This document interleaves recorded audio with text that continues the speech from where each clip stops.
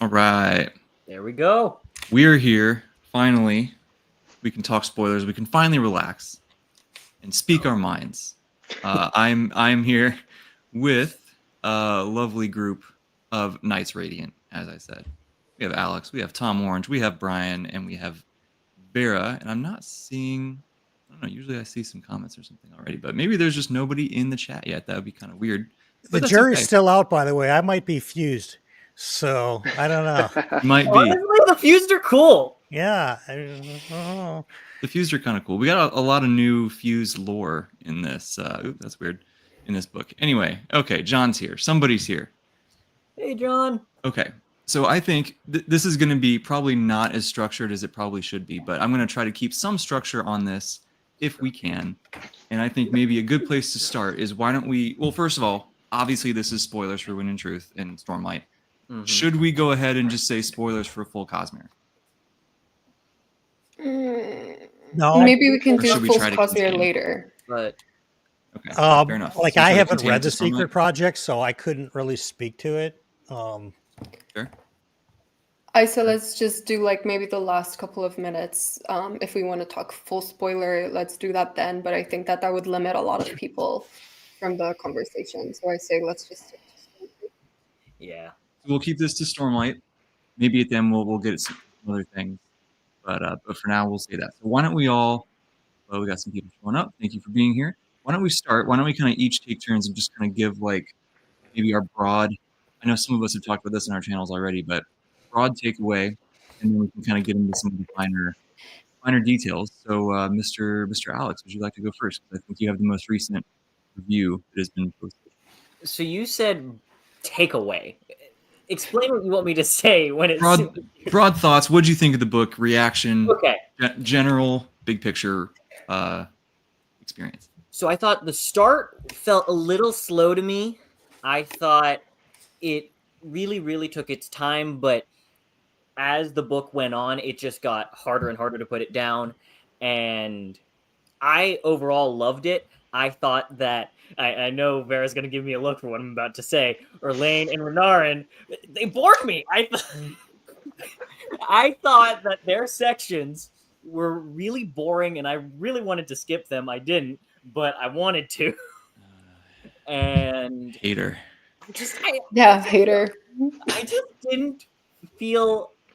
I thought it wasn't adding much to the overall story. I wasn't connected to Renarin and Erlaine because I just thought that they hadn't been built up enough in the first 4 books, and we're just getting a lot of development in this last book. And that's what I felt.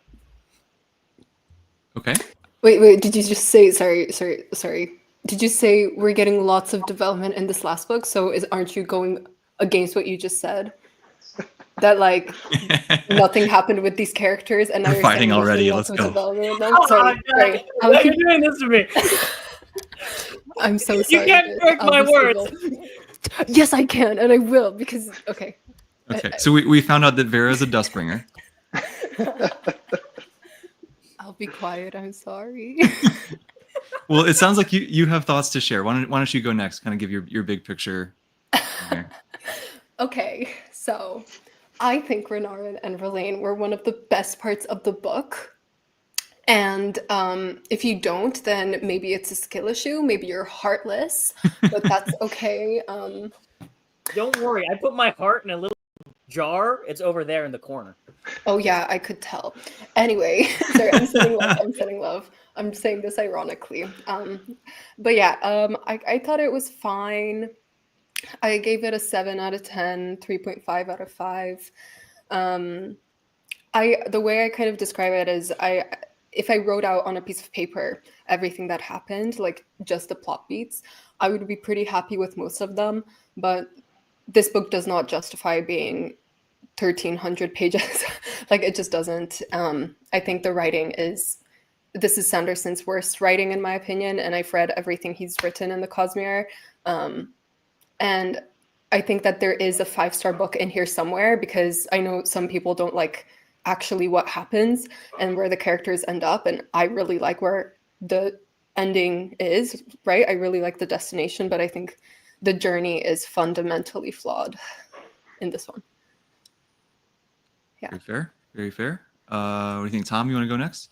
Yeah, sure. So in general, I really like this book. I think I have this probably still in third place among the 5 books. So just behind Words of Radiance and The Way of Kings if I was going to do like my power ranking. It's not a perfect book. There's plenty of flaws. But I don't know, Sanderson, especially specifically with Stormlight, kind of has a little bit of Robert Jordan to him. And I love The Wheel of Time. And so I just feel like sometimes I see some of those influences and it just works for me. So I think even with all of the negatives, and there are definitely negatives in here, it just ends up really working for me. And just to get to this monumental thing that happens here in this book, I don't know, really liked it, worked for me in a lot of ways that I think it didn't for other people. But so for me, 4 stars, great time. Very nice. And Brian? Middle of the road. I gave it a 3-star. I'm pretty confident that that's not going to change. I don't see it getting any higher than 3. It might dip to a 2.5 for me. I just feel like, just from an author's point of view, he's talked about Stormlight as really being his magnum opus series of what he wants to do. And I feel like, just kind of on a general level, I don't know that doing all these secret projects helped the Stormlight, because I don't know. I mean, I just feel like it's been 4 years since Rhythm of War, which for me, like a lot of people, was the worst of the 4 that had come out. And it's like, if this is going to be your magnum opus, let's put all of our time and energy into hitting a grand slam for book 5. And his incredibly rapid fire writing pace, which, excuse me, it's admirable for sure, right? Nobody cranks out the kind of stuff that he does in terms of just number of pages, regular releases, updates the community. All of that is great. But I feel like if Stormlight was just going to be one of several series that's in the Cosmere and not his self-proclaimed magnum opus, then maybe that would be okay. But I feel like this book greatly suffered from total lack of editing, and in terms of just like, not copy editing, but developmental editing, saying, where is there somebody who is more loyal to the Stormlight Archive story than they are to Brandon himself, to say, all of this section is kind of repetitive, or this just isn't really moving the story along, or we're repeating the same things over and over, and we have to give our readers a little bit more credit that they're going to get it the second or the third or the fourth time, and we don't need to talk about it 8 or 9 or 10 times. And so I just feel like, if this is going to be your magnum opus, a letdown for me. And I don't know if it's because of the secret projects. I don't know if it's just, I understand that his editor after Words of Radiance, retired, and he's been kind of doing this thing solo. Yeah. Like, so what John's saying there, by the way, hey, John. So I don't know. I just, like I said, I mean, it was a disappointment for me, just because with the hoopla of all of this, right? You've got this timed with Dragonsteel Nexus. You've got just the whole world converging, for Brandon Sanderson's epic finale to Arc 1. And I don't know. I just felt it was, for what the promotion was, it was lackluster for me. Fair. I mean, I think that the Dragonsteel thing was probably part of this, right? Like, he really couldn't delay it, because what are you going to do with Dragonsteel, right? Like, there's really no option but to get it out. I think I'm on the same page as you guys for the most part. Like, I really liked it, and I mean, it hit a lot of the emotional highs that I've gotten from the previous books as well. This was also, I completely agree that this is probably the worst his prose has been, of anything that I have read, including Elantris, which is a little bit disappointing. Some of that is probably from the editing stuff and just kind of needing to get it out. But I don't know. It kind of, what keeps coming back to me is like, his strengths were like really on display. He really flexed some of those muscles, and then his weaknesses were also really on display. I want to get just sort of another big picture thought from you guys. that somebody dropped it in the comments here too, Mr. Good Cat, about the diversity and the mental health stuff. These are, in my opinion, huge highlights of what Sanderson has done in his work. That he includes all sorts of different things, and I think he's normally done a very, very tactful job of how he handles these. And he's talked about, wishing he would have done some things differently in Elantris, for example, or like, he's not been perfect throughout his career, but I think he normally does a very good job of representation and of handling things with some nuance. And one of the main critiques out there beyond the editing stuff from this book is some of the lack thereof of nuance, or maybe feeling some things were just shoehorned into this book for the sake of diversity itself, not necessarily serving the story. So I guess, how do we feel about that? Does anybody have strong feelings that they want to kind of interject other than Alex hating Renarin and R'Laine? I have something for that. So I have seen a lot of people talk about like the depression and the therapy. Specifically, I saw a lot of people having the problem with like therapists and therapy and everything, and how that was handled. And fortunately for me, I have always had very good mental health. I haven't battled depression or anything like a lot of other people. So for somebody like me, who's very much an outsider looking into some of that, the fact that some of it is, I guess, overtly heavy-handed and like very direct and maybe not the most nuanced thing, for somebody like me, it's kind of a valuable thing because it's not something I've ever personally dealt with. And so to see it kind of broken down on like, even if it's just such a basic level, personally, it didn't bother me any. And I can definitely see for people who have these struggles, have these things, have dealt with a lot of this stuff, that like being spoon-fed like a baby version of it that is supposed to maybe be more representation, of what people feel and go through and all of this stuff. For me, it's kind of a nice thing, and it didn't bother me at all. But I also totally see the opposite side of it. So I do think that's like an interesting thing for me personally with how some of that stuff goes with the depression stuff.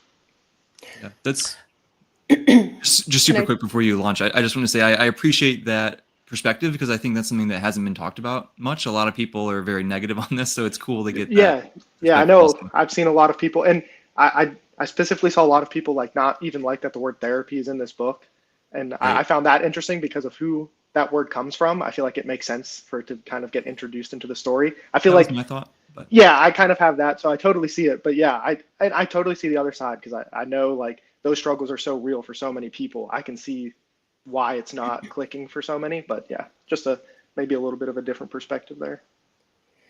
Yeah, so I also agree like with what Jake said, that it's so valuable to have your perspective, Tom, and that's a really good point, that it's good to have it like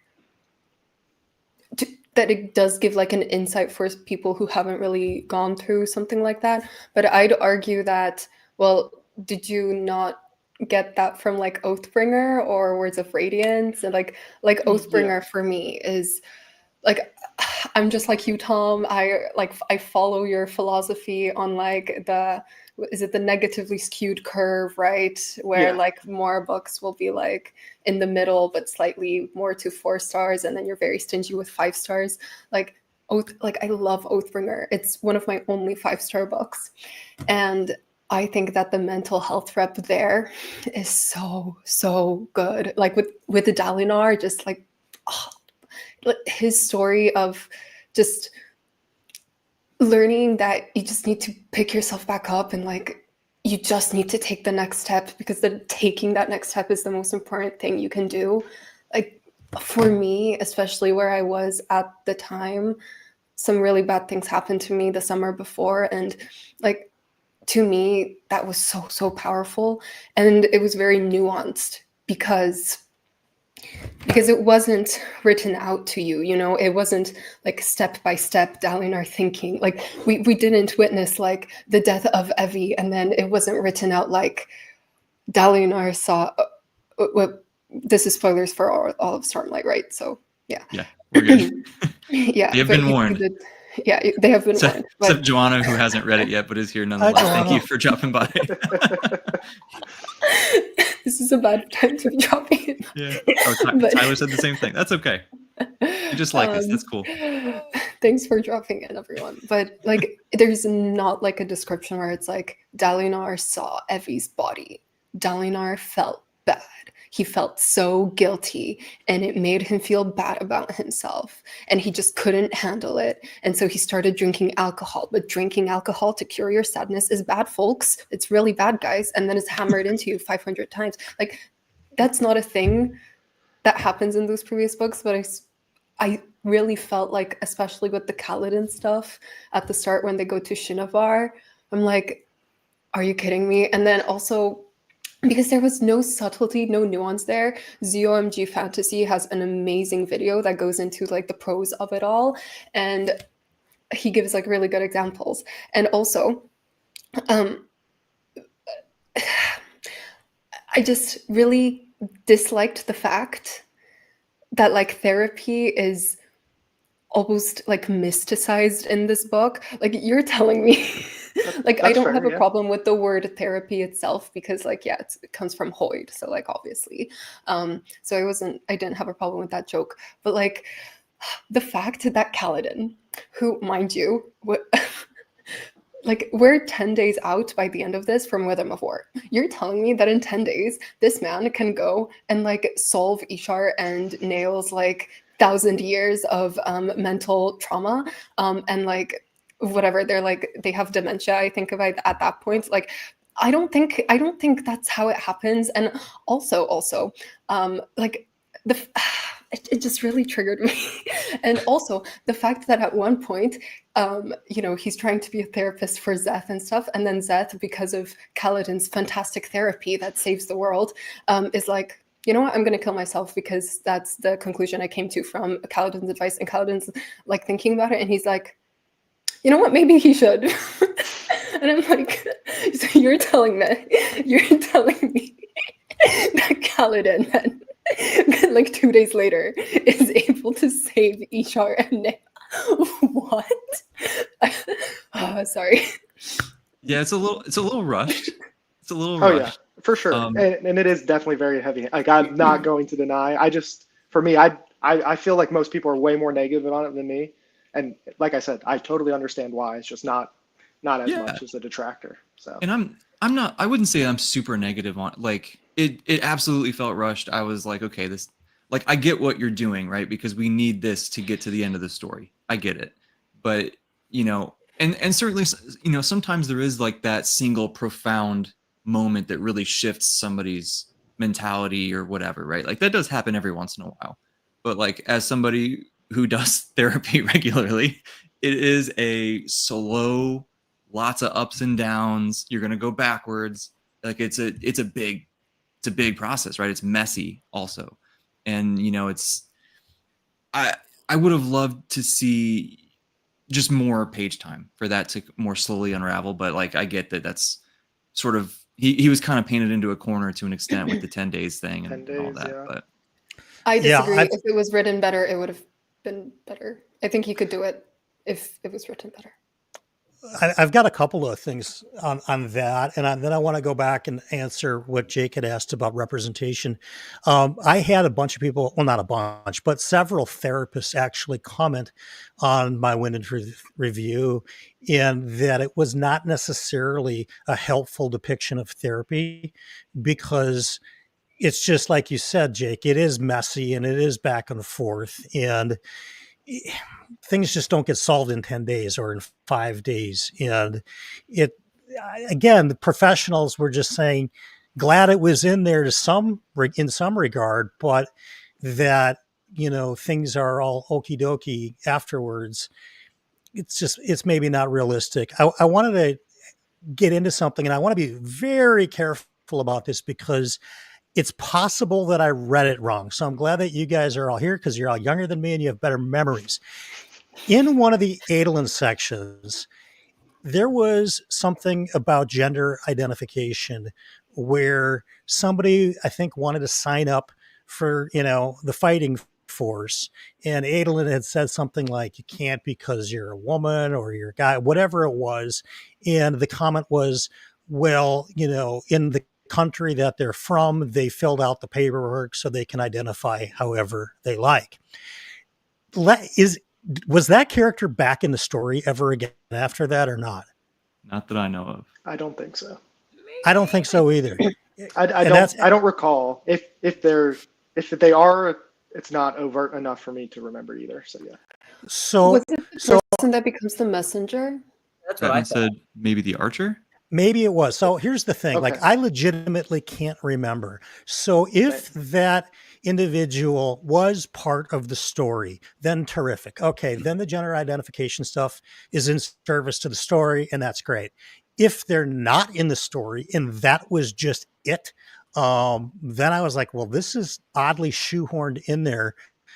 That doesn't really advance the story much, other than to kind of make a statement about, gender identification, which is fine, but that's not really what the book is about. So I don't know if they did get a job. Okay, then that's clear. I'm glad somebody cleared that up for me, because I just was like, I don't understand how that is relevant to the story at all. If they're just a disappeared character after, literally the one paragraph.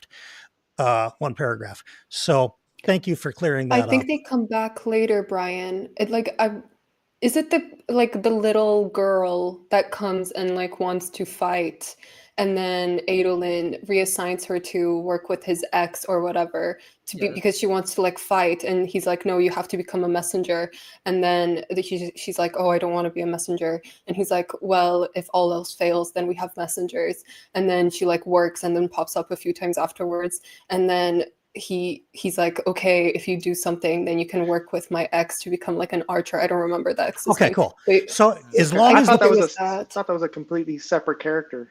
I thought it was a okay. different person too, but I could be totally wrong. Yeah. If that's I the same could be wrong, person, then and Yeah. I think the fact that there's 5 of us here and none of us are positive which one it was, that's a deficiency in the story. On the one hand, if the character was meaningful and actually had a role to play, then that's great backstory. On the other hand, if that character vanished after that sentence, it's a shoehorn. So I don't know. There was just so many little things about this book to me that it kind of, lost immersion for me when I have to think about, is this relevant to the story or not? So I love the Relaine Renarin angle. That was terrific, right? I mean, that was great. I mean, cool. That was fun for me, right? And they're both totally nerds and they don't know, how to say, how they feel about each other. And it's just cute as hell. I love that.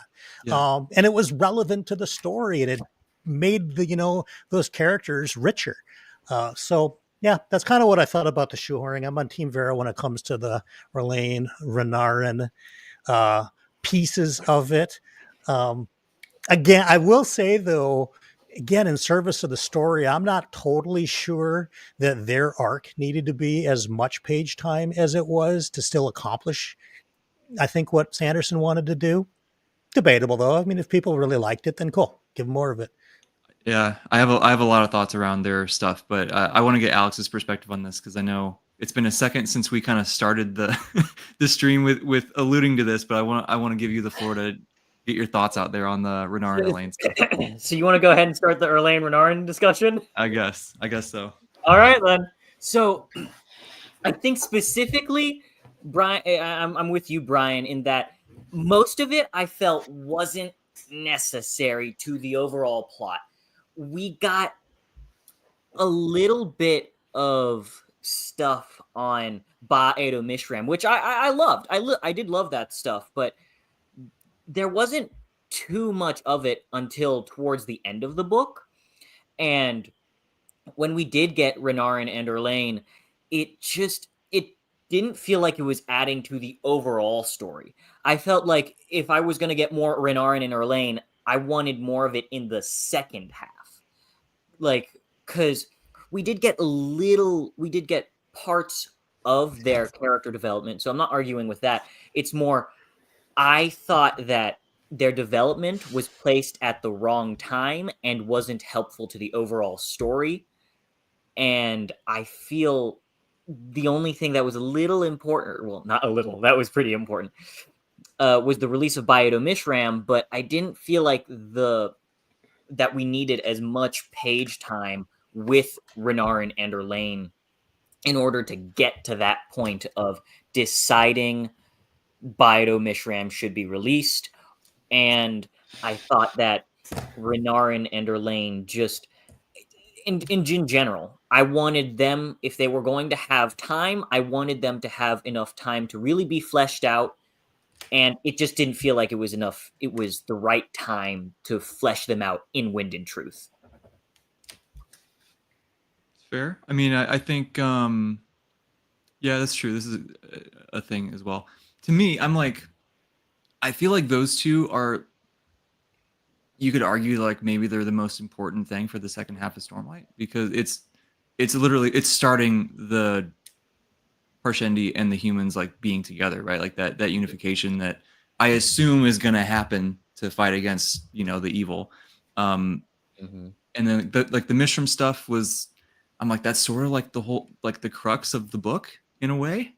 That I think it fell a little bit flat right at the very end. Like after the release, I was just like, I was kind of hoping for a little bit more, but it was like such a huge buildup. And then all the, I understand I'm the weird one. I love the Ghost Blood stuff. I love Maraise. I think it's all, I love Shallan. Shallan is my wife since book 1. She has been.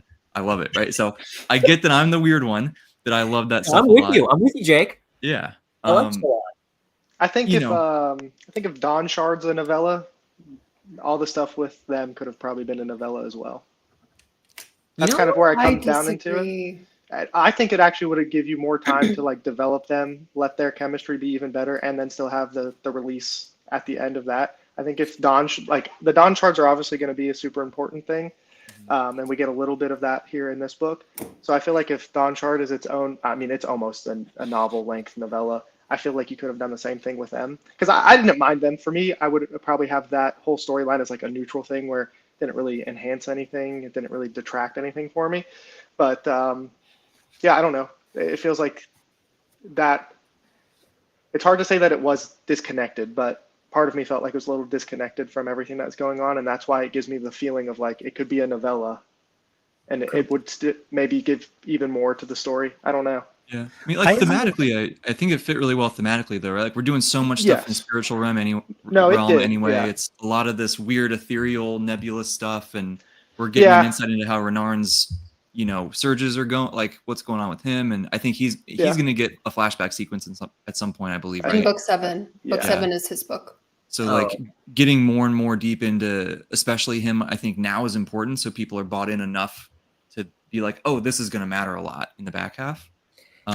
Yeah, you know, I also would submit that I like the idea of their romance happening amongst all of this war and misery, because that actually does happen, right? I mean, if you look in these crazy wars and two people find each other, I think that adds to the story. And, you know, there's some bit of hope, and there's, you know, love can still happen amongst the worst of times. And we don't really have any other characters in this book that's going on with, right? I mean, Dalinar and Navani are really not that at this point. You know, they're trying to save the world, but they're not trying to fall in love with each other again. Shallan doesn't really have that going on. Adolin doesn't have that really. I mean, they do with Adolin and Shallan, but it's not like, you know, they're so separate, the entire story, you know, that there's a vacuum there. And so I think that there's room for, you know, a love arc, especially in a 1,300 page book amongst war, because it's probably fairly realistic. Yeah. And when we've been building towards, for like, people have known this is going to happen for a long time, right? We've been kind of waiting for this. So it's, it was another, to me, like another nice payoff of just, you know, tying that up here at the end of the first arc. Yeah. Can I throw in my 2 cents about this? Because like, I think like the further away I get from the book, just throwing this out there, I tend to have like really like left field takes, and some people like that and some people don't. So like maybe like that's just me, but to me, their part was, and just in general, like the spiritual realm stuff was my favorite. And so I ate all of it up. Loved it too. But with them, there's at so many levels. I thought that it was perfect. And I totally don't see the argument that it should be separate to the story, because I think it is foundational to like thematically what is going on in the book. So in the flashback sequences, we see the betrayal of Mishram being because the humans, or rather that the guy that bonded the sibling, that bondsmith, he goes against what the plan was, and he bonds her, or puts her into the gemstone, right when the windrunner guy and the girly pop from the singers, when they were like gonna like get together, and they, and that was supposed to show Mishram like that humans and singers can get together and like they can love each other. And I thought it was so beautiful that these two people are, just like Brian said, finding this love kind of against the odds in the midst of war. And I totally disagree that they need more page time. I think that this segment of the book was perfectly done, because we get all the context, and it's beautiful and it's heartbreaking. What do I mean by that? Because I don't want to just say stuff without evidence. Cut me off, Jake, if I'm rambling too long. This is why you're here, dude. Cook. First piece of evidence. We, both Renarin and R'Laine, are, even though they are part of the group, they're outsiders, right? And specifically, I'm talking about Bridge 4 and the singers. And you could argue that Bridge 4 isn't really a thing anymore, but just in general, the Windrunners, right? So Renarin, he was a light eyes among the dark eyes, and he wanted to join Bridge 4, but because of that, like, even if the others didn't see him as other, like, he still felt displaced for a very, very long time, and that was exacerbated by the fact that the Windsprint didn't want to join with him, right? Didn't want to form the Nahel bond with him because of his eyes. And same thing with R'Laine. R'Laine, when we have that scene where his friends are like, well, okay, someone has to go and like spy on the camps, on the war camps. Oh, should it be Eshonai? No, we can't lose Eshonai. Or should it be some other guy? No, man, we can't really lose that guy.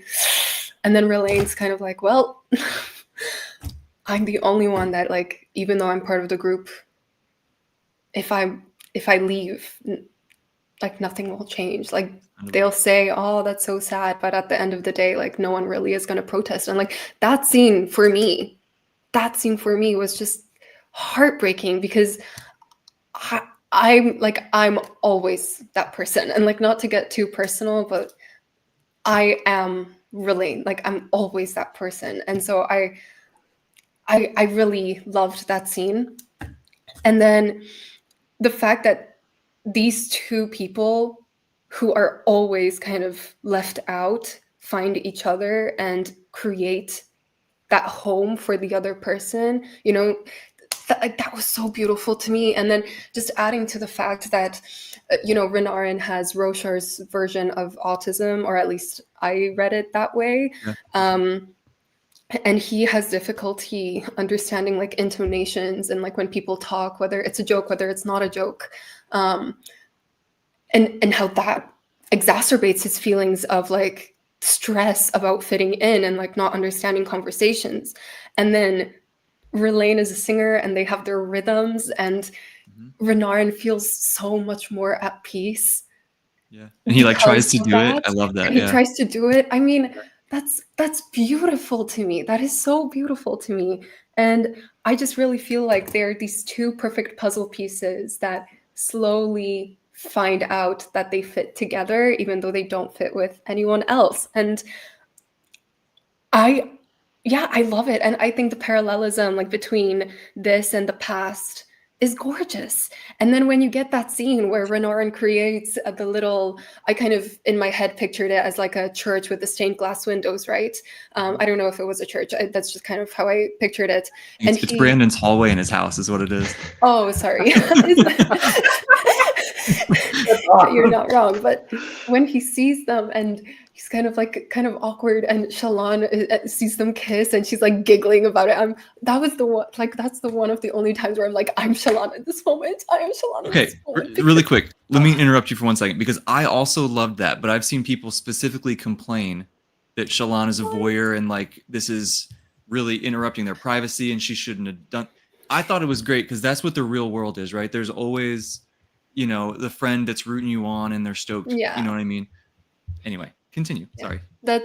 So those are kind of my main points. I mean, I think maybe some of the negativity that some of you guys feel towards this and making it feel like it goes nowhere is related to the fact that the Ba-Ado Mishram stuff doesn't go anywhere.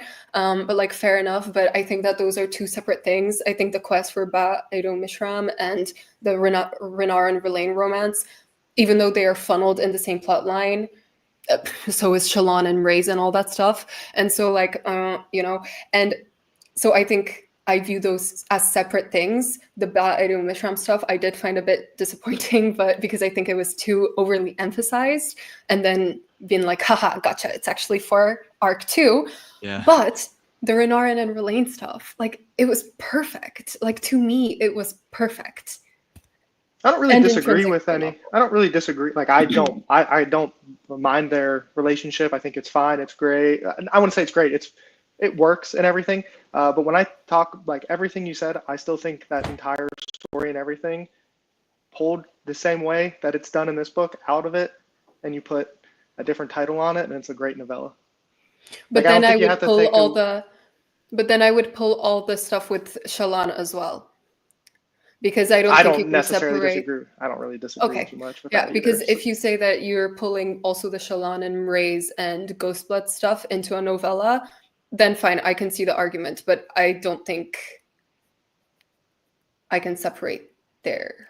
No, I mean, I What think it's very similar things. But to me, I don't know the Ba-Ado Mishram stuff with it being such a setup for later. I feel like it could be a nice holdover in between this apparent 10-year gap we're getting from this book. And I know apparently there's going to be a Horn Eaters novella or something, but I feel like maybe that's something that could have helped. Maybe that's more of how I'm thinking of it. It's like, well, you could have at least given me some fish food in between, and this would have. I see that story and think it would have been a good kind of middle ground. Brian, were you going to say Yeah, I something? can see that. I don't remember. I might have. It sounded like you started to talk. If I don't Sorry. say something like in the 10 seconds goes by, it's in the ether. Are we? Sorry, go ahead. If you, I was going to change the subject a little bit, but you. Okay, go let ahead. me just say this and then we can leave. Yeah. Barry, you did a fantastic job explaining that. I'm not gonna lie, I genuinely do like that plot line more because of how you said that. I didn't realize you said Roshar's version of autism, and I didn't piece that together. How important the rhythms are. I didn't think about how important the rhythms are to the entire story, and then how Renarin just can't pick up in the intonations and all that. And I thought that was so brilliant. And the way the connection between those two, I definitely do really like it. The problem is, for me, is the fact that it is placed in between characters who I have been growing to love for the past 4 books, while Renarin has been getting like little like sprinkles here and there, and same with Erlaine. Although I've always loved Erlaine. I don't know why. I have an irrational love for the guy. But I just felt like this plot line could have been moved forward because I wanted it to have a lot more emphasis to me, just because I've always had this problem. When I favor POVs more, I start to get bored of other POVs. It happens for every book. This is no exception.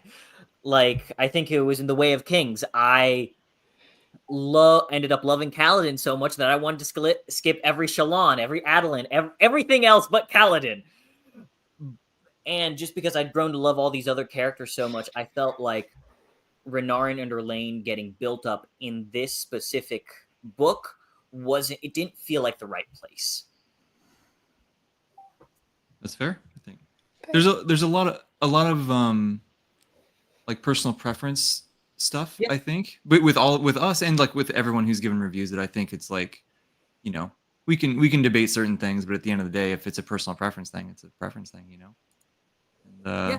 Speaking of that, it's pretty unanimous. It seems that the Adolin Yanagon part of this book is like one of There the we best. go. We're gonna get another argument. Okay. Really interesting. I see a lot of people are saying that like Adolin's their MVP of the book. This was their favorite plot line. I liked it a lot up until we completely undercut him losing his leg, and it no longer matters. I was like, that's kind of a bummer. But like, if he's gonna suffer, make him actually suffer, please. But and then I also have this thing with we're playing this game that's clearly meant to foreshadow the military tactics that are going to happen in the book, right? Every single time that happens, it just kind of falls short for me. Every time it happened to me in Faithful and the Fallen, it happened to me in this. I'm blanking on some other. Like every time I see it, I'm just like, okay, I know what you're doing. Can we do this a different way, please? So like that wasn't my favorite, but what did we think of Adolin's stuff?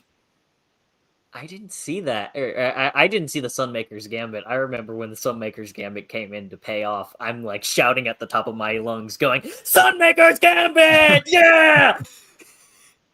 But I loved the entire section specifically because of Adolin and Yanagon and their entire relationship, especially with that one section with Tom, how he gets up in the one line that just I was so excited about. When he goes, and then we don't see anything because it fades to black. I loved that part. I love it. Sorry. Sorry, I'm so mean. I'm so mean. I'm so sorry. I'm so sorry. I'm sending love. Yeah, no, Jake, I'm with you. I was actually looking at my notes to see what I had written down about this section. And one of the sentences I have written down is I personally could have used less of the tower games. Yeah. Because it's cool, like, but it's like, sure. And like you said, I get what you're trying to do, but like, did I need it so overtly the whole time for like, I don't know. But I'm kind of with you on that. In general, I liked it though. And I totally agree with if we're going to make him suffer, let's make him suffer. Yeah. At the end there, for sure. I was like, this is going to be his next arc, right? Is how am I a leader and a strategist without being out there on the front lines? How do I, because he's like, he's a his swordsman. whole thing, he's a swordsman, but he also cares about the people. That's what separates him from Dalinar, right? Yep. He's not just this higher level thing. So I'm like, okay, sweet. Like, I see where this is going. And then it's like, oh, well, if he puts his plate on, then he's fine. And he can go back to doing what he's doing. Yeah. I'm like, come on, dude.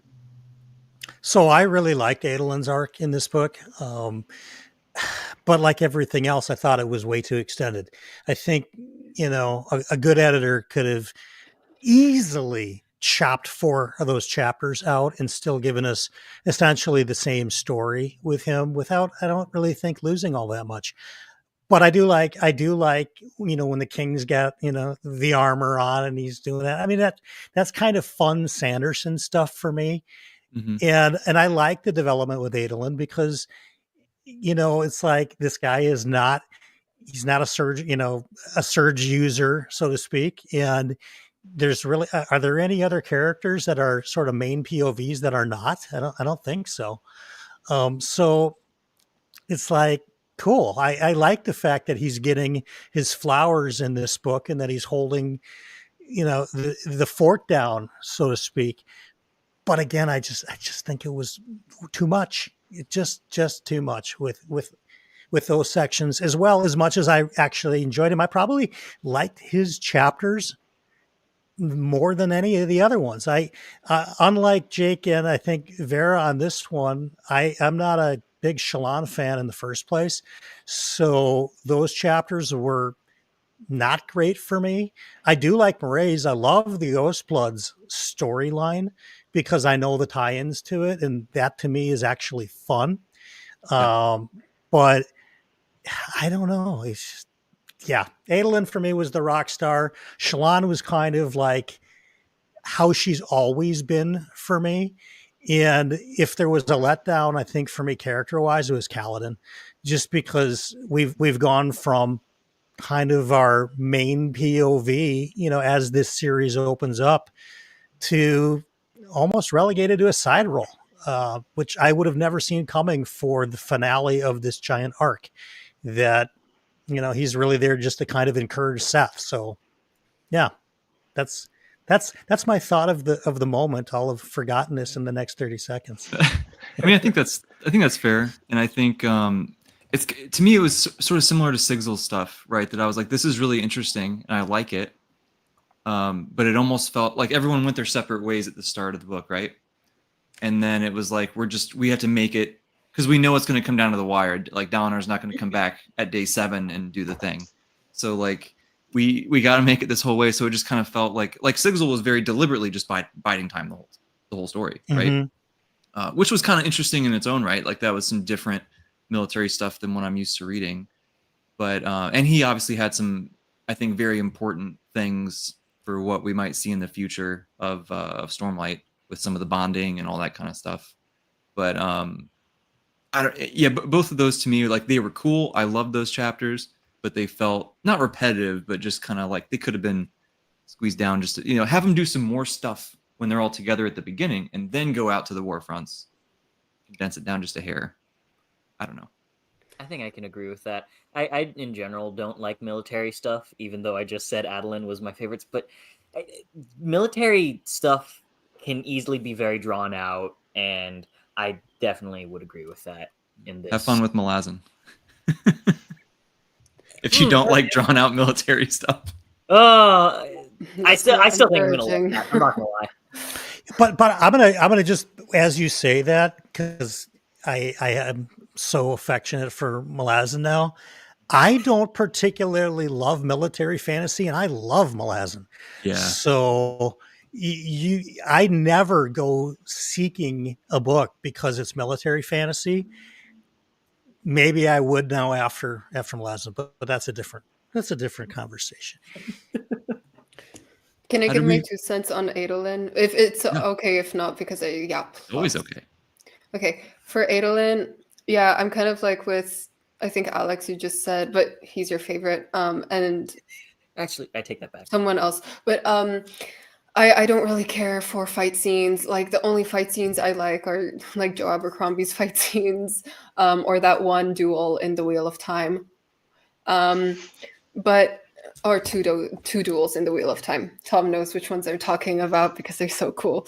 But I don't really care for fight scenes, and so Adolin's POV was 3 things. Yeah, the fights, the card game, and becoming friends with Yanagon.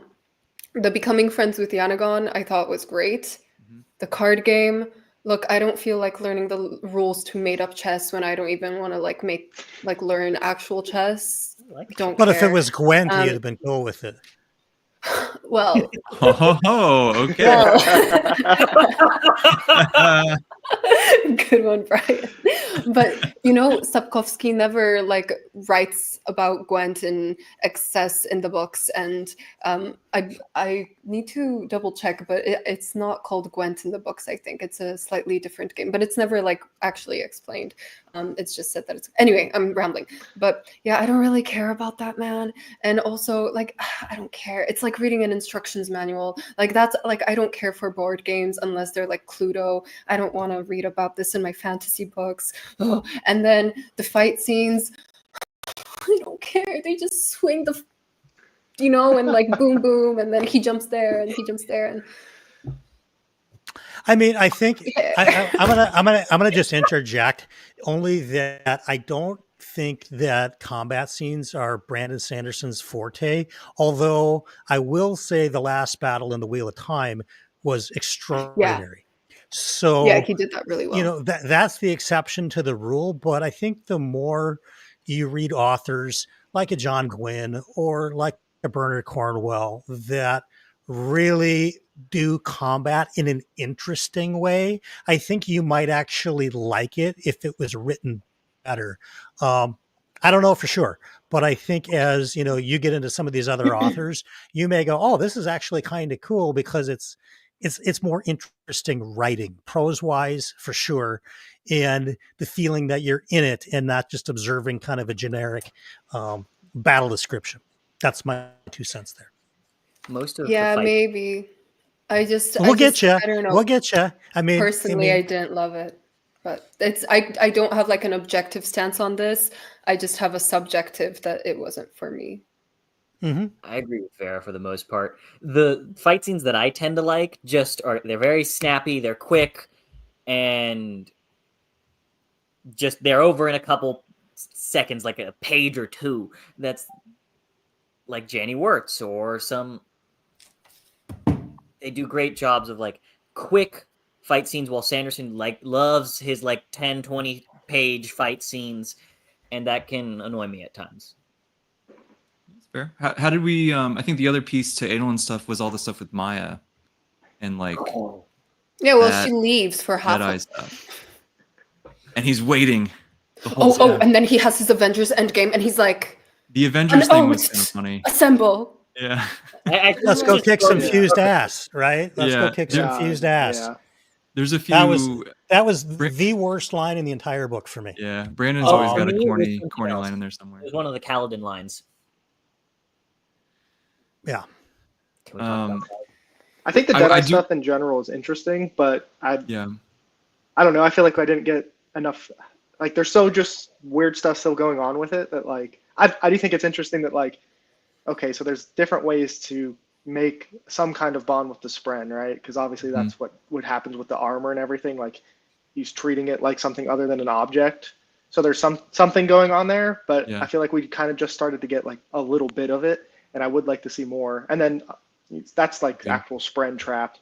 And as far as the Deadeye stuff, I mean, we got some of that, but it's still like I feel like that's going to be something that comes into it a little bit more. Yeah, I think so. Just seeing like maybe Spren can just start acting independently and they can do everything on their own and stuff like that. That'd be cool. I will admit, everyone talks about the humor, right? And how nobody likes Sanderson's humor. Most nobody. I will admit, when she called Adolin a slut, I thought that was funny. I know a lot of people hated it. Yeah. A lot of people hated it. I thought it was funny. I thought it was funny too. I did too. There we Yeah, go. there was no problem there. I mean, like Vera just talked about Joe Abercrombie. He's just a funny guy to begin with. I mean, anything he writes is just naturally going to be funny because he's a funny guy. I think when we were talking about Shoehorn, I'm not so certain that just by nature, Brandon Sanderson is a comedic guy. And I mean, it's nowhere near Joe Abercrombie's the funniest guy writing in fantasy right now for my money. Yeah.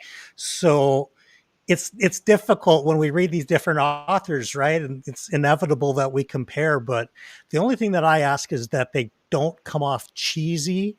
And sometimes Brandon's comedy comes off just, I don't know, just kind of forced shoehorned in either that or cheese. This too, right?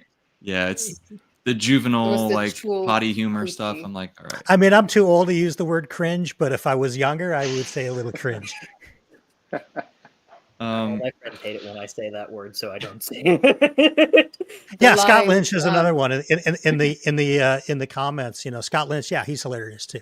Yeah. I mean, there's just some people that are just naturally funny, and yeah. The I feed it grass sometimes line haunts me in my sleep. That's that whole chapter is something magical. That could be its own that could be its own discussion, that one chapter. But yeah. Yeah. Well, I think, you know, what could be another interesting direction to take this would be like some of the seeds that are there for the future and sort of how we're feeling about that stuff. And I know, Alex kind of alluded to this with where Kaladin is left off. And I know there was a comment earlier, I think it was from John, about just that subversion of the hero's journey and how we're seeing that through sort of him and Dalinar, I think. But where Kaladin leaves off, how do we feel about it? And do we like or do we not like his herald title that he gave himself? No, that's dumb. It's dumb. I liked it. I'm gonna be honest. I loved it. It made me. Wait, what was the herald title again? The Herald of Second Chances. Oh yeah, I cried a little bit. I was like, "This is great." Okay. I mean, I'm just glad they did something with him. I mean, I like the fact that he's a herald now because at least there's an arc to explore. I mean, for me, Kaladin flatlined this entire book. So now that he's actually ascended, so to speak, now, okay, cool. Now we have a Kaladin storyline again that's not revolving around him as a support network, you know, for another POV. And maybe he's got his own. So I thought it was great. That part. That was actually Yeah. the one. That was actually the one ending I think that I was completely cool with. Of all the POVs, that was the one that I was like, cool. It's great. Interesting statement. I want to dig more into that. Yeah. I have a theory about Kaladin that I will float, and I don't know enough about the shards to know if this is actually possible. Oh, God. But here's my theory. Okay, very quickly, because we see Odium and Honor combining to form Retribution, right? And we've seen multiple shards combined before, and I'm like, okay, what happens if Kaladin combines some shards and becomes a god called Redemption, which fits the second chances thing? And then that's like the main clash is Redemption versus Retribution. And we see him somehow heal, therapize Mr. Taravangian. And that's Which something shards that we would do that? that's what though? I'm saying. I don't know enough about the shards to know whether this is actually possible. But I I think- think it would be kind of cool. I know we have all 16 down. Yeah. I just don't remember them all. I know Valor, Whimsy, Autonomy. Obviously- Autonomy's not going to be it. It's not going to be Autonomy, I know. No. Odium, Honor, Preservation, Invention, Invention, Endowment, Endowment. Yes. Aeona and Sky. What were they? They Oh were my God. Dominion and Devotion. Dominion, Devotion. I can't believe you guys remember this many. We Yeah, have me either. I know Ruin. me and Brian are like, look, I'm with you, man.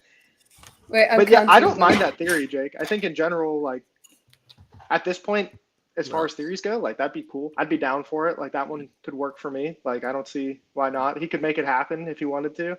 I don't know.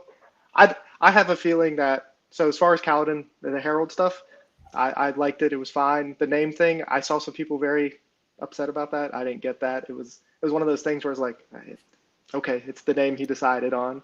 Yeah. I do have a theory. I do have a feeling we won't see any of the Heralds for a while, like until we're deep into Stormlight again. But You do know that 2 of them have flashback books. I did not know that. No. Yeah, they. Yeah. I think it's Taln and Shalash. Yeah. Yeah.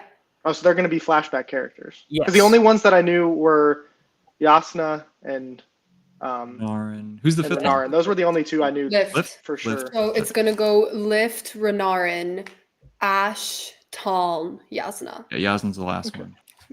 I'm I still don't think we'll get a whole. That changes that theory a little bit then, I guess. But I still just feel when that happened at the end of the book, I was just like, okay, I guess we're not going to see anything from them for a while, just because it seemed like they were going to be kind of the trump card when it all comes back around to reappear. But if they're going to have flashbacks, maybe not so likely.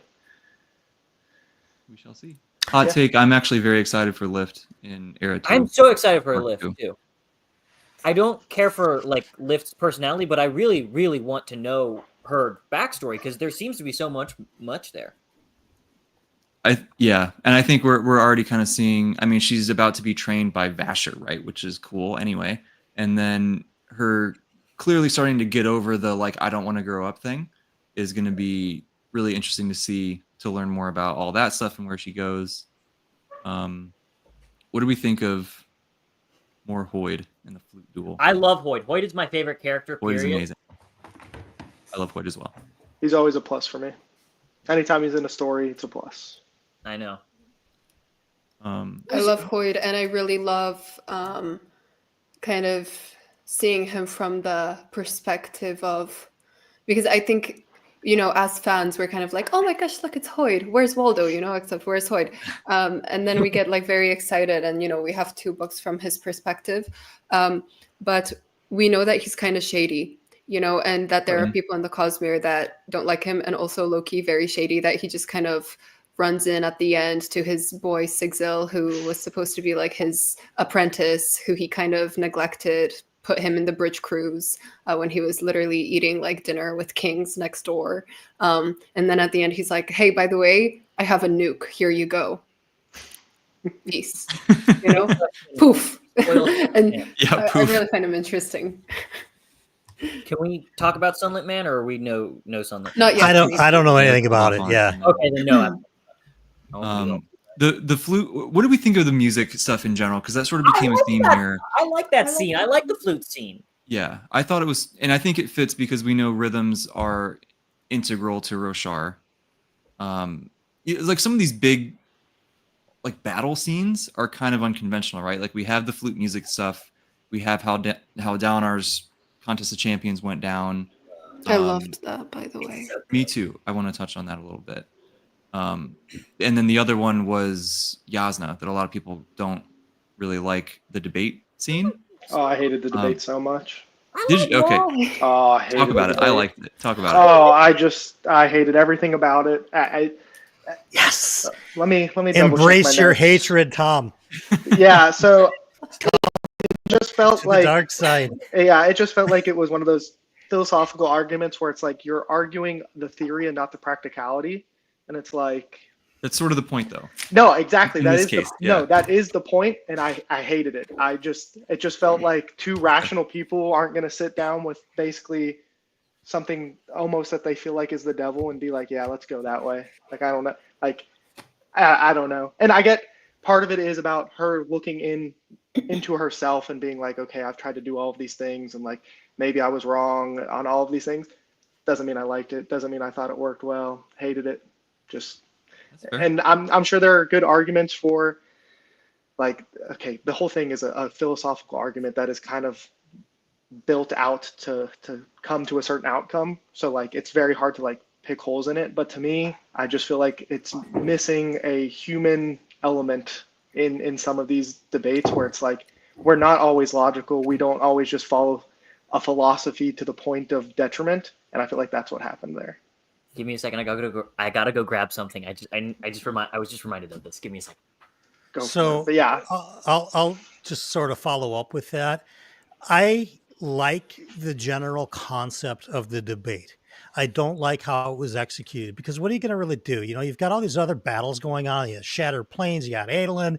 You're not going to do another battle in that third city because we're already on battle overload for the book.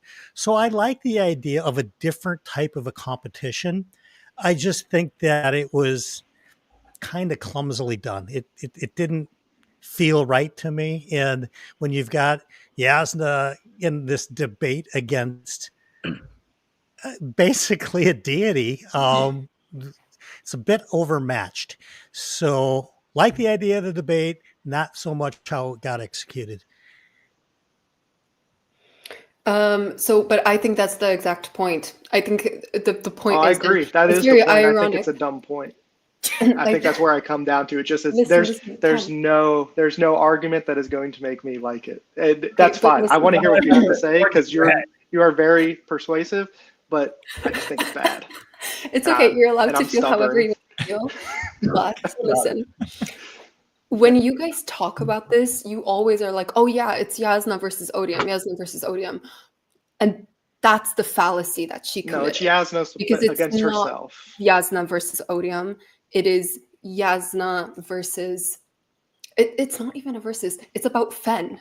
Like that's the thing. Tom, you said that people in these It's really arguments, like, Yasna against herself because that's like Yeah, the whole yeah. twist. And And- that's great and all, but it comes back to the point of like, okay, I can admit that like maybe my philosophy or something has been wrong, but that doesn't mean that the outcome that they get to makes any sense. that's not what I'm getting at. That's Okay. not what I'm getting at. What I'm getting at is that none of it matters because of Fen. Because the argument isn't those two against each other. It's they are arguing for Fen. Does that make sense? And Yasna gets so like caught up in planning arguments as if she was going into a philosophical like debate with Odium that she just forgets that at the end of the day, she just needs to make sure that Fen doesn't turn. Does that make sense? No, And I agree. Because yes. Fen is like the everyday sort of person in this scenario, and everyday sorts of people can get lost when it comes to like arguing philosophical stuff with experts or gods in this situation. Yeah. It's much easier to interpret arguments ad personam, and that's exactly what Taravangian does, and Fen doesn't, and Yasna gets so annoyed and so frustrated that like he's not supposed to be using these arguments ad persona. He's supposed to be arguing what against my arguments, but Fen doesn't distinguish those two things because Fen is like any normal person. If Taravangian manages to discredit Yasna in Fen's eyes, he wins. And Yasna didn't account for that. Nope, and I think even the fact that we talk about it and forget that it's about Fen at the end of the day kind of ties into the entire point of the argument. I agree with everything you just said, and I still think it's just dumb. So, and I think that if I was Fen, I would have done the same thing. I don't know that No Yasna way. would have. I don't know. I think if I was I Fen, would not. There's no way I'm going to the terrifying god creature thing that we've literally been battling against for years. Yeah. There's Do no not way I'm underestimate the power of the dark side. Mr. really quick, because in the comments, please. in the comments, we're mentioning similar things, right? Like, how could you pick Odium still? I think that a very important point is that Taravangian is bound by his oath of saying, "I will do this thing." So what he's trying to do is make sure that Fen believes him and his promise rather than believes Yasna, who she then finds out, oh, Yasna actually just cares about her family first and foremost. She doesn't have as much integrity as she says she does, that kind of stuff. So I think still agree with all that. There's no way that I would pick Odium. And I think that's probably why I have such a problem with it, because if I was Fen, there's still a 0% chance I'm trusting Odium, and then she does, and I'm like, even if it works out, and it probably will, because like that's the whole point of everything, there's no way that me as a person would all of a sudden just be like, let's go. Yeah. Let's go. I mean, I'm so trusting. I'm terribly trusting. It would I like to be like, I don't trust people. No, I'm so trusting that I'd probably just sit there going, huh. Yeah. The only part of it that didn't work for me was that I didn't think it was realistic that they didn't know what was going on in Kharbranth. Like at that point, like how do you not know? Send a Windrunner, send a Skybreaker. I have big problems with that. I had a big problem with that, but other than that, I was fine with the debate. I remember just thinking like weren't the Windrunners all just predisposed at the Shattered Plains or? Yes, but they had I could be wrong. That's the cover that probably is like to not have just like a giant plot hole, right? That they're so thin on troops and everything. But it feels important to have all of your troops in probably the most important place for you. No, yeah. I mean, the Shattered Plains at that point is where they're all at, because it's like, they need that land to stay and everything. So like I can understand why, there just isn't a spare person. But yeah, you think everything went silent from Kharbranth and everything. You're like, haven't heard anything from any of my multiple spies. Yeah, that's fair. Yeah. Were you guys surprised? I was when we find out that Taravangian saved everybody in the city. That's what I had a problem with. I don't know. I'm like on the I didn't see that coming. I mean, usually I did not either. I suss out a lot of the of the Cosmere stuff. That is one that I did not see coming at all. I thought he was absolutely like, nope, I gotta, make the sacrificial lamb out of the city, including my whole family. Yep. And, as opposed to everything that he's done in the entire Stormlight, which is all about his land and saving his people. And then he wipes them out. I did not see that coming, that he didn't actually do it. Yeah. Exactly. I loved the scene where he does it so much that I think when I got that's not what happened, it made me so. Did it deflate upset. It a bit? It took such a powerful, amazing moment to me and just let all the air out. And I very much agree, but it also is part of why I think my redemption god theory that he can still be redeemed because he does still care. There's some part of him that still is human. But I very much agree. I was upset when I always hate that. Like it's like a fake out death, right? Like just it's a city fake let the out bad thing happen. Citywide, yeah. Anyway. I liked it a little bit because it's demented. Like, think about it. You just took all these people who you love and you just shoved them into this dream reality. And they're like, oh, yeah, you won't figure this out. You're in your little cage, and I'm gonna keep you in your little cage, and I'm not gonna do anything about it. It's kind of messed up. Oh, it's messed up. I guess that's just Yeah. the actual destruction, I think, was so much more impactful than like the realization that they're in their little bubble in the spiritual realm or whatever. That's where they are, right? Yeah, I mean, so. especially because he got cultivation to stand down. Cultivation's, making this power play and basically calls her bluff and says, you know what? I'll just take it all out myself. Yeah. Yeah. Yeah. And she left by the end, right? So that'll be interesting to see what happens with wherever she goes and what's up with that. Do you know if the next Cosmere stuff is going to be in between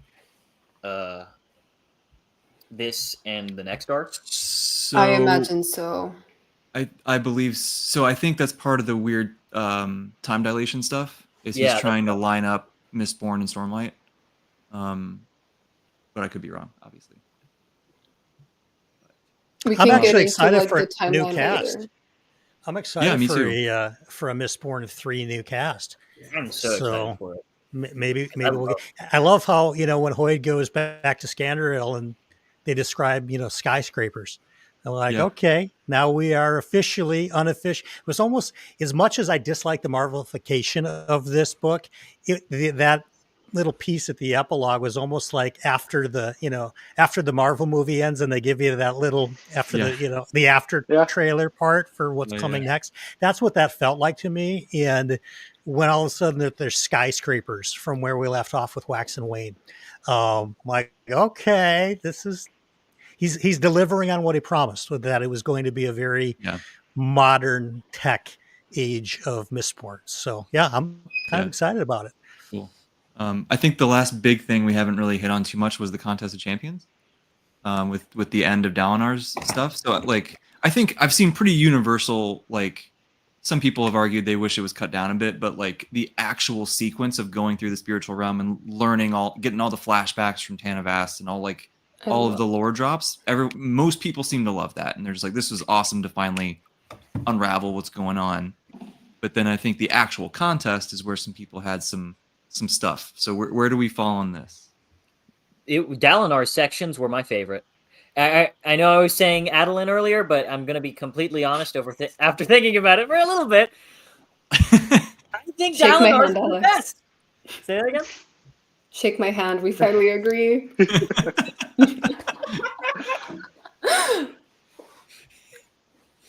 They were so good, especially with the Tanavast. I love the Tanavast. I didn't expect to be taken. We're in the head of a god. That's so cool. That first POV, that chapter icon, when I saw that, I turned the page and saw the chapter icon, and I was like, it was the same as when I started noticing that the arch was falling apart. Yeah, that's what I was like, that's so cool. I texted you, Jake, I hinted at it a little bit. This is why I think this is going to be a tragedy. And I'm like, I was hoping that you picked up on the arch was falling apart. I didn't at the time you texted me. I didn't get it, but later I did. Yes. I picked it up by this. By as soon as I went to day 2. I was like, wait, something's weird about this arch. And then I went back and went, hold on, the arch is falling apart. Yeah.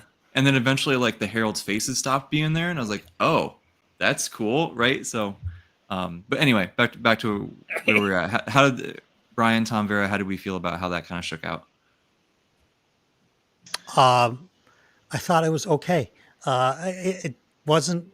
I liked the fact that he held the grandson in the spiritual realm long enough to breed the hatred to blame Dalinar for everything, and the Elkar stuff. I liked that. I don't know. I mean, I think that most people have the sense that Dalinar wasn't getting out alive out of this book, and it was just a matter of how it was going to happen. So I thought it was okay. I mean, it wasn't the low light of the book for me. It certainly was not the highlight of the book for me. I actually liked more of the backstory of how people got to Roshar in the first place which was more towards the beginning of the book, than how the book ended for Dalinar. I don't know. I guess it makes sense, being the oath, being the bondsmith that he is, that he would do one final thing sacrificially like that, but it was not surprising at all. And I don't know. I thought it was okay. Okay, fair. Yeah. Maybe Tom go first. Yeah, sure. I can go first. So, in totality, I really liked a lot of the Dalinar stuff. I think in general, I really liked it. And it's funny, I keep looking at some of the notes that I wrote like right after I finished the book, which is funny because I also filmed my review right after. So I have a feeling when I go back and like edit that that's going to be an interesting experience to see what craziness I was saying. But in my notes, I'm talking about like how awesome it is that he picked up honor and then revokes it and all that stuff. So a lot of it I liked. The actual contest with it being the grandson, it was like, so that has been a theory for so long because of some of the death rattles. And then so like the fact that it's like was half true, but it's him like aged up, was kind of interesting. And actually the thing that sticks with me most is that, so Dalinar dies, right? But Taravangian still gets what he wants because he gets the Blackthorn, this mythological thing that he's like pulling out of the spiritual realm. Exactly. Like what is that? Like how Dalinar does all this stuff at the end to like not be that, and then at Taravangian's still like, well, I still get my guy, so I still win. I did not like that aspect of it, and so like, is that even Dalinar? No, because it's the Blackthorn like that. Right, it's a different character at this point. But. Exactly, yeah. But everyone's gonna think like the Rosharian people are gonna be like, that's Dalinar, and right. I don't know what kind of like implication that's gonna have across everything, but I did think it was a very weird thing to have this like heroic sacrifice, the triumphing over everything he does in some of his flashbacks and like realizing like he's not that person for them to him die and get away and everything, but then still to have Taravangian be like, no, I still get the Blackthorn. Like it seems like a really like you're trying to have it's a weird trying to have two things at once when you really should only have one. And maybe the Blackthorn stuff will end up being done really, really well, and I won't have as much of a problem with it after the fact. But reading it in this book, I really did not like the Blackthorn stuff. So I actually had a really weird journey with that. At first, I was like, yes! What I wanted with Dalinar was I wanted Dalinar to become Odium's Blackthorn. Like I wanted this Dalinar that we have here to be forced to become this legendary mass murderer, and him have to deal with the psychological effects. But I didn't realize it at the time, and then I watched Lost in Roshar. If you've seen that podcast, they're awesome. Mm-hmm. And they brought this up and how it's like it's not the Dalinar that we have, or at least that's what it seems. And I go, you know what? I don't like it anymore because I want that psychological conflict of Dalinar going, I don't want to do this at all, but I have to kill all these people. I have to be this monster because that's part of the deal. I am forced by gods, by the will of gods, to do this work. And I thought that would have been a fantastic way of doing it. I would have preferred that much to this. We just took this like copy of his old form in his prime, and then he's this Blackthorn now who's immortal and diffused. I don't like that. It's kind of a weird Pandora's box too, right? Because now can other gods pull other past versions of people through? Like it's kind of like it's a little tricky. I think some of it has to go into it's like I feel like there's examples that I can't remember, but it's like that people have like mythologized it so much that it's like almost a real thing in of itself. I feel like there's some other examples that I can't remember right now at some point, and that's how like he's justifying it. But there's his out always is that it depends on their intent, like their capital I intent, right? Yeah, so that's right. Yeah. Actually, a lot of people agree with you guys though. I think it may not be a Pandora's box. I think that his excuse was, oh yeah, he got a little bit of Dalinar's soul as he was leaving, as he was going through the spiritual realm. I mean, like, oh look, I got his soul. Boom. I don't know. I don't think so. I think the Blackthorn is its own individual thing, right. and I did see that comment that John made that the Blackthorn can become a bondsmith once. He can probably do it again. I just have a feeling like that's not going to be the direction of it, and maybe that'll. Like I said, it's hard to know without knowing where this character goes into the story. Maybe it's going to be like this great thing, this great antagonist going forward, and it'll all work out. But I mean, don't know. We are eventually going to have an Adel Blackthorn and a Renar Blackthorn showdown, right? Like that's got to happen at some point. And with the Oathbringer flashbacks, like if there is some of real Dalinar in there, and just how much that tore him apart, how he treated his kids, and now he has to fight them, like that could be some weird thing.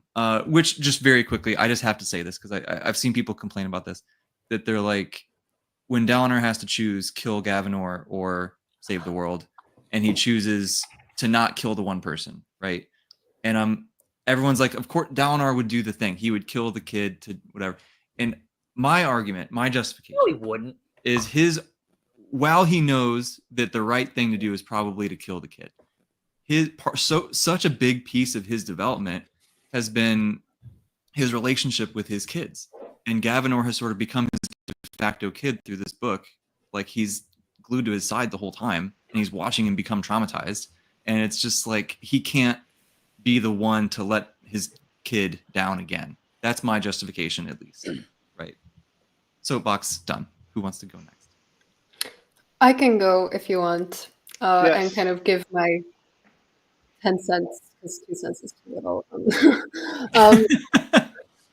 You gotta increase the amount of money you put in. Yeah. Okay, so I loved everything to do with the Dadinar, the way I call him. So sorry. Hey, we all feel the same way, okay? Yeah, okay. And here I am, So- old enough to be every one of your fathers. So cool. Yeah, I commented under, like, I think Tor's Instagram post when they posted his fingers going like this, and I was like, oh my gosh, seeing Dalinar's fingers on the cover. You know, sorry. And we're Jake, demonetized, folks. Let's go. How lewd. I'm so sorry. No, I love it. This is part of why you're here. Okay, anyway, I love Dalinar so much. And okay, I loved Sure. everything in the spiritual realm. I saw criticisms that, like, some people thought that it was just like hundreds of pages of infodoms, and I'm like, give me more, because I've been wanting to know the history of this place for so long, and I found, like, and I just find the history of Roshar to be so interesting, and so I loved it, and I loved seeing it play out in front of me. Like, if it was an info dump, then it would have just been a block of text being like, I don't know, Hoyd telling them, yes, back in the day, you know, but that's not what it was. Like, we saw it play out, and I thought that it was so much fun to kind of like go through that. And we only jumped to like the important scenes, right? Like, it said that Dalinar and Navani saw a bunch of other like fights and desolations that we didn't get to see because they were not that relevant. Yeah, they And I fast think forward that through a bunch. yeah, I thought that it was so much fun. And then like Tanavast coming in and seeing his perspective. Oh my God, I loved it. I was texting Isa from Fun Fantasy Books, just having like mental breakdowns. And she was so tolerant. She's so great. You guys should discuss, subscribe to her because she really tolerated me. And then we came to the parts where the death rattles were becoming the chapter titles. I think the first one was like, their dens become our homes or something like that. And I was like, girlies, I recognize this. And then there was one where it was like the child Victor. Man, I wish I could look at my book, but it's in Poland, so I can't. But there were so many, and I was like, or like the child champion, or I don't know, but there was some about like the man stands on the cliffside watching his homeland like fall and stuff, and it's the child's cries that he hears. There were his own tears and stuff, and I was like, oh my God, guys, it's happening. And I was so hyped, and I was like having heart like palpitations, and I was dying, and I was like telling Isa that like I'm dying, and Isa was like, girl, calm down, but like she was also like encouraging it. It was so great. I was so hyped, and like I knew that oh, hi Maya, I see Maya in chat. Still haven't read Ray Bear, sorry girly, but anyway, sorry, I got distracted. I was so hyped, and like I knew what was going to happen. I don't really know how to feel about the age up, to be honest, but there is the question of who's going to become Alethkar's king. So, and I think that, and I also felt like, I don't know, like I thought it was kind of disingenuous how like quickly we see Gavinor totally be like, oh no, you hit my dad. Okay, I come from Poland, and like low key 30 years ago, like my parents were hit in schools. So like I don't think if it's like a medieval or not medieval, but like crab a medieval magical planet, I don't know. Like I don't know, but it was cool to see that scene where he like goes and berates Elhokar from Elhokar's point of view, I guess. Anyway, I'm rambling. And then we get to the contest of champions, and I think it is brilliant because what is Dalinar's like main objective throughout the series? Alex, pop quiz. What's his main objective? No, It's not 2 this words. again. Why? Deep book 2 lore. Come on, what is it? What is it? He has one objective. It's 2 words. Keep everyone safe. No, that's more than 2 words, Alex. Oh my god. Okay, it is unite them. Unite them. Oh, From that's book 1, it's always unite them. I And thought I was gonna have to answer. he is a genius. Yes, thank you so much, Cuban. Cuban is pulling through. Anyway, I knew, but I them. didn't want to And- spoil Alex's thunder. basically, listen. And at the end, does he manage to unite all of Roshar? No, but he does something better. Because throughout the books, we keep getting letters. You know, going to Frost, to Sazy Baby, Sazed, yeah, my precious cutie, patootie. We get letters from like all these different people, and they're like, sorry, can't really help, blah, blah, blah. You know, we don't really intervene, blah, blah, blah. Sorry, Hoyd, blah, blah, blah. Okay. But Dalinar is like, we cannot keep sending this to the next generation and make it their problem. We need to send it back to the shards. We need to unite the shards against this guy. So I'm going to make him so dangerous that they don't have a choice but to go after him. Because if he could destroy, like, what, 3 shards at this point, right? Because it's said in the book, guys, right? It's said in the books, Right. Tanavast's perspectives, that Odium destroyed something in Threnody, and Aeona and Sky. If you guys don't know who those are, I'm not going to tell you, but if you are Cosmere aware, you know what those are, and those are 3 separate shards that were destroyed because of him. If Odium did that, and he's tied with Honor now, and his retribution, well, then Dalinar managed to unite them, but the them was never Roshar. It was the shards. And I was like, bro, you're so smart. Let's go. You know, I was like, that's so cool. Okay. And oh, 4 shards? I don't remember who the 4th one. Oh, yeah, counting sorry. Honor, I guess. Yeah, counting that one as well. Yeah. Anyway, okay, and then there's something else I wanted to say, but I forgot. If I remember, I'll tell you. Yeah, I don't like the Blackthorn stuff either. I think it's bad because the way he's going to play it is it's going to be like, whoa, oh my god, Dalinar's back and he turned evil. Dalinar failed. Blah blah blah. What? And then it's going to be like a huge reveal that like Renarin's fighting him, and he's like, Dad. Sorry, I just launched my microphone.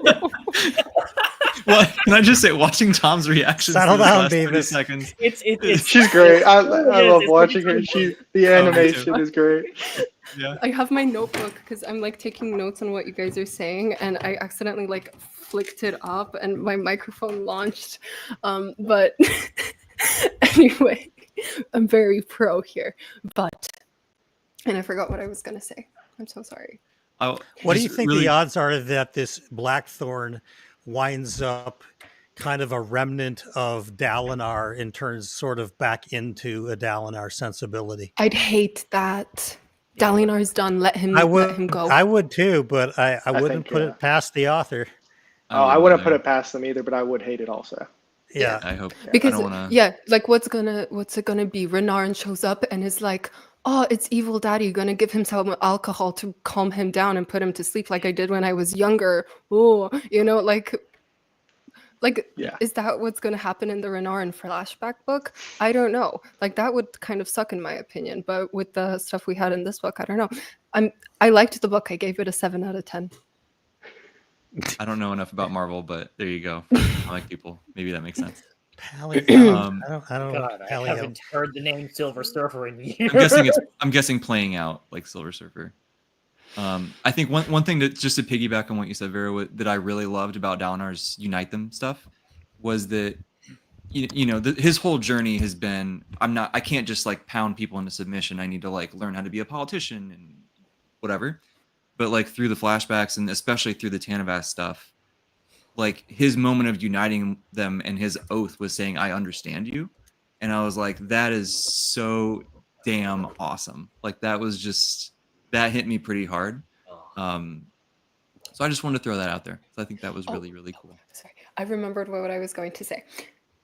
Honor, as like the power itself, kind of having some sentience, but like not even sentience, but like the fact that honor in and of itself, maybe sentience is saying too much, but a personality kind of, where it's so fixated on like this is honor, like, and you're honorable to a fault, but then there are the bad sides of honor as well. I thought that was really good. And I just wanted to say that. I like that also. One of the things I loved was how like a little bit of honor escaped, where it's like, no, I'm gonna go away. I'm gonna give this little piece of me to just, I don't want to be part of Retribution. I thought that was really cool. How part of honor didn't actually go join Retribution. Yeah, there's a lot of, in normal Sanderson fashion, there's a lot of little threads that are left to do interesting. One of which I wanted to not ignore this comment because I think it's really important. Where is it at? The well, right? So this is the thing. I think this is every shard basically, right? It has a well. This was in Elantris. This is in Mistborn. So like that's what the perpendicularities are. So it's definitely a mechanic of the Cosmere for sure. Mm-hmm. So yeah, we got which is one of the few reasons that Venley's part of this book was necessary. You know what? What's going to happen to Cultivation's well? Now that I think about it. Wasn't that the one on the Horneater Peaks? And then Shallan goes there, and then she sees there's nothing there. That's right. Oh yeah, you're right. Yep. That's right. Which, speaking of Shallan, she's obviously pregnant, right? Like that's the thing. 100%, right? 1,000%. Yeah. So I guess one, what kind of how good of a mom is she going to be? And two, She's gonna kill her child. I'm so excited to just see her in Shadesmar. I'm sorry. I'm hoping that she's going to be an amazing mom because she had. I hope so. We kind of finished a lot of her backstory stuff that we started in book 2, right? That we finally got like the fulfillment of a lot of that. So I'm really hoping that it's the severely traumatized child who now is healed and can take all those lessons and give it to the next generation, and they don't grow up continuing that cycle, which it's kind of a theme of the Cosmere as a whole. Yeah. At this point, right? So I'll say I didn't love I mean, I understand why she had to stay in the cognitive realm at the end, but I didn't love it. It felt very cliffhanger-esque to me, and this did not seem the book to start putting in main point of view cliffhangers. Do something like Hoy, do something like Retribution, that type of thing. But main POVs, I think, for wrapping up a big arc ought to be wrapped up. The only thing that I'll say about that is that like I don't think we're going to necessarily. We may not have to wait until Stormlight 6 to see her again. It's possible. Yeah, I see what you mean. With the different series, you know what I mean? I just like that she has magical Skype now. That's true. She does. True. Yeah. See, John knows what's up. This is my theory as well. Yeah, that's a decent theory. But I didn't like her conversation with Thydakar. I thought it was. I'm trying to remember what I felt about that. Oh yeah. Like it felt, because at the beginning of the book we got like such a badass look at Thydakar. That was cool. And then in the end of the book, we kind of get rid of that mystique for him in Roshar. Yeah, that which I love how he's finally just like, yeah, it's Kelsier, guys. Like he's finally just name dropping him. Yeah. Okay, I didn't know. So. Oh wait, is this true? Is Mistborn Era 3 after all of Stormlight? I thought that was why he did the saying in dilation the stuff. past. That's what he was saying in the past, but I'm not Okay. sure now because he also said in the past that Mistborn was going to be a trilogy of trilogies, but that Right. changed. Yeah. Things And I don't changed, think he's yeah. spoken on this since giving like the new timeline because now he's planning a trilogy, a pentalogy of trilogies or somewhere Wait. around there where it's going to be the one that we had with like the red skies and stuff, and then we had era 2, and then era 3 is going to be modern world, and then era like or like 80s, and then the next one is going to be era 4 will be cyberpunk, and then era 5 will be space age. I think that's what he said, not this past Dragonsteel, but the Dragonsteel before that. Sounds like I as of thought it was just gonna 2021. be So 4 maybe. eras. I didn't think there was going to be a sky. Oh yeah, I think he did say Because that. he changed that, or he said it at C2E2, like just within the past year and a half. Is it so, for sure? I thought he changed it to 4, so it'd be 16 total. Yeah, but that's old news because then he was He's going to updated it do again. 4 and he updated it again. Yeah. Yeah, because I remember him at some point having 4, and then era 4 was going to be space age. Yeah. Yeah, but that changed. Speaking of space age, can we talk about how we literally started Rhythm of War with a spaceship prototype and we haven't come back to it yet? Oh, that's I thought that true. was. I love I thought space. we were gonna. I Like- thought we were gonna get something with the big Yeah. flying fortress. It got like a one-line mention where they're like, "It's too slow to do what we want to do, so we have to Right. send windrunners." No, they should have Um, used it.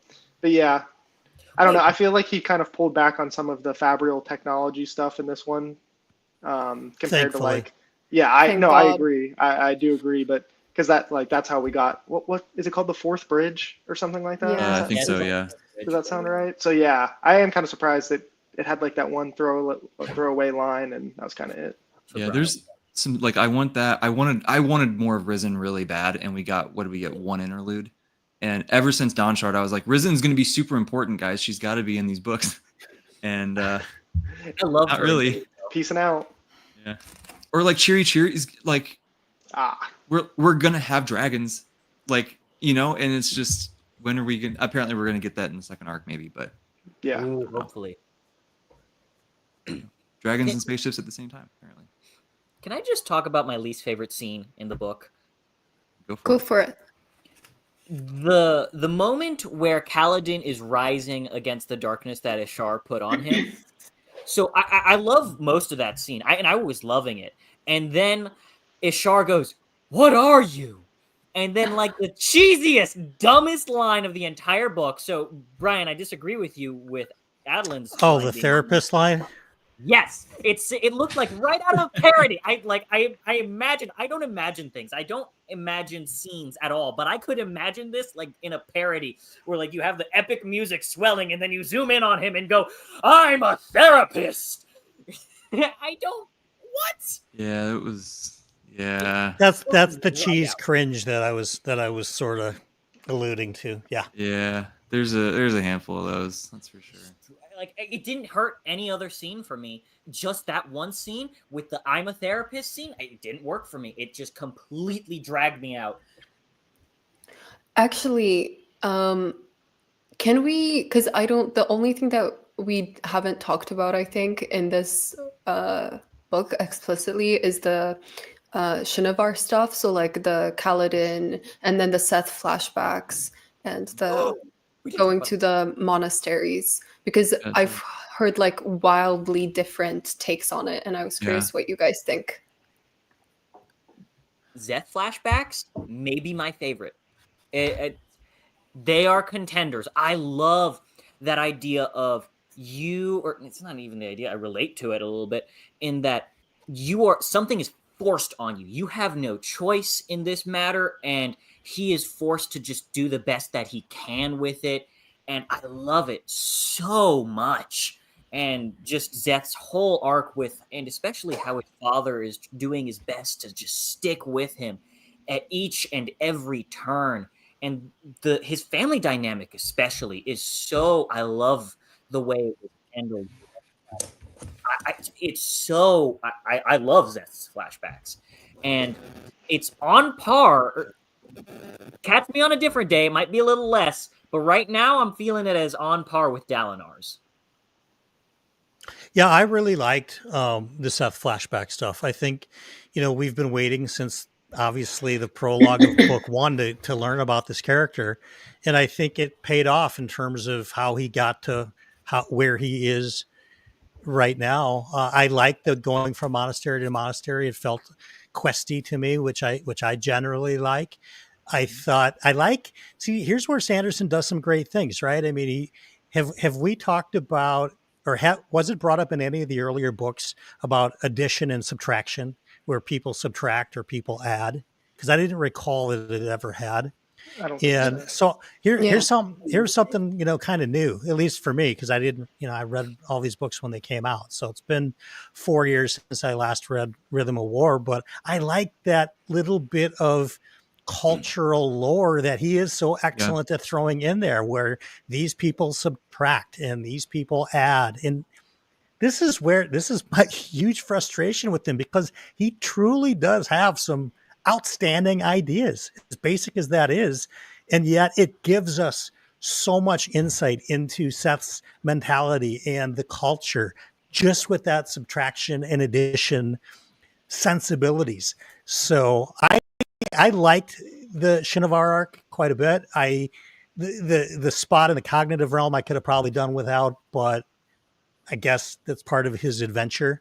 I the can I please have more soup or more stew stuff sort of worked, sort of didn't work. I like the concept of getting together over a meal and kind of calming down and trying to see through the BS of life over a meal together.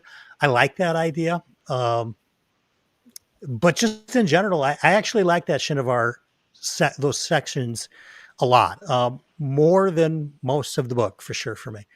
Yeah, I'm with you. I liked it too, and like you said, the cultural stuff he threw in there was great, and it almost, a lot of like his magic systems often feel kind of video gamey, and it kind of felt like that too. Like we're going, each It felt like Pokemon to me.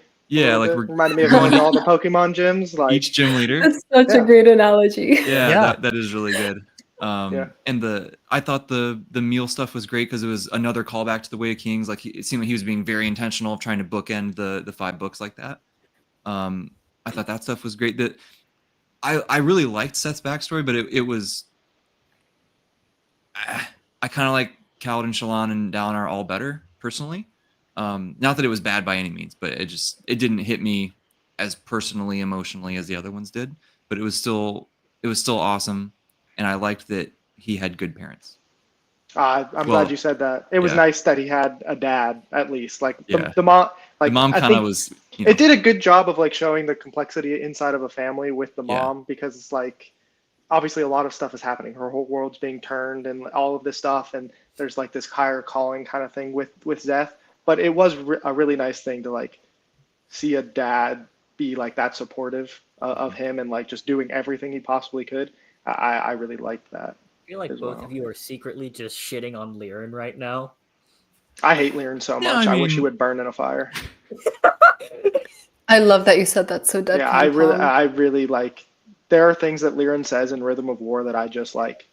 I don't care what Liren does with the rest of his life. The fact that he's just not like ashes in a fire, it doesn't matter.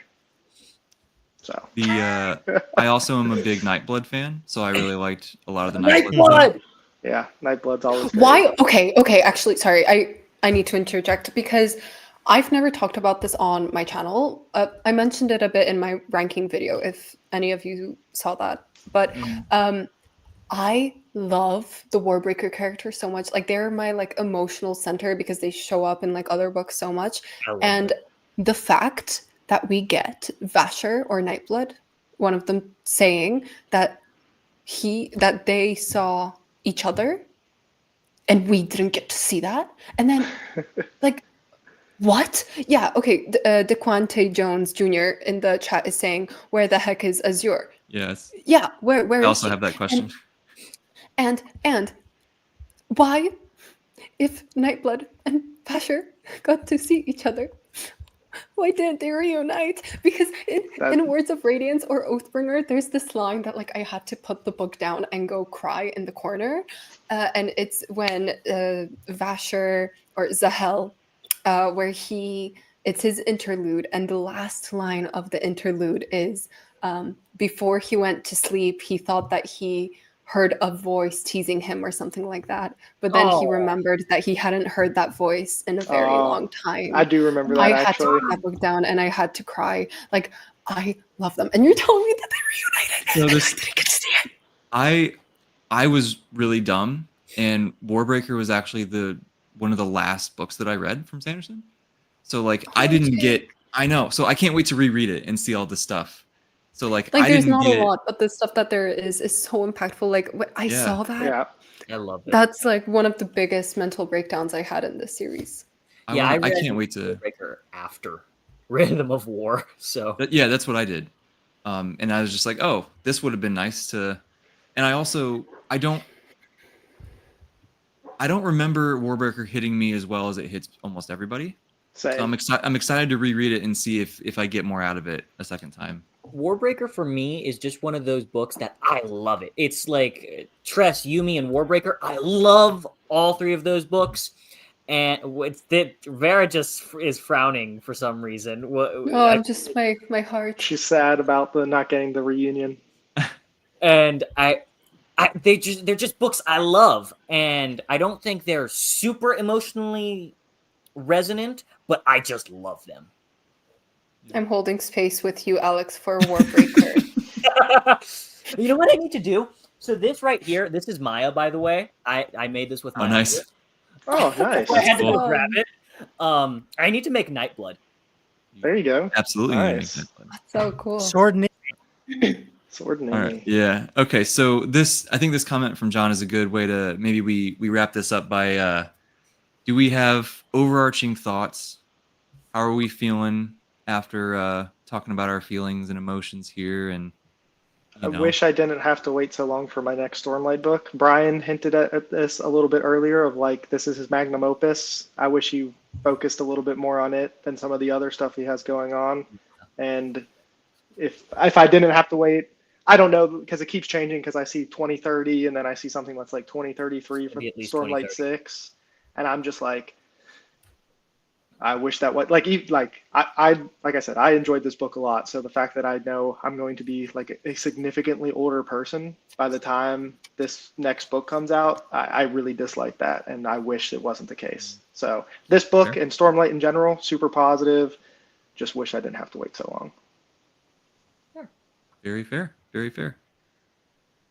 Who's next? Alex, how about you? Yeah. Okay. So I loved pretty much all the endings. I think there was one in terms of like it didn't hit me as emotionally as I really expected it would, because all the Sanderlanches before this, like Rhythm of War, Oathbringer, Words of Radiance, and Way of Kings, they all really hit me. And even this one, I loved it, but I didn't get as many shouting at the rooftops like yes as I did for those first 4 books like endings.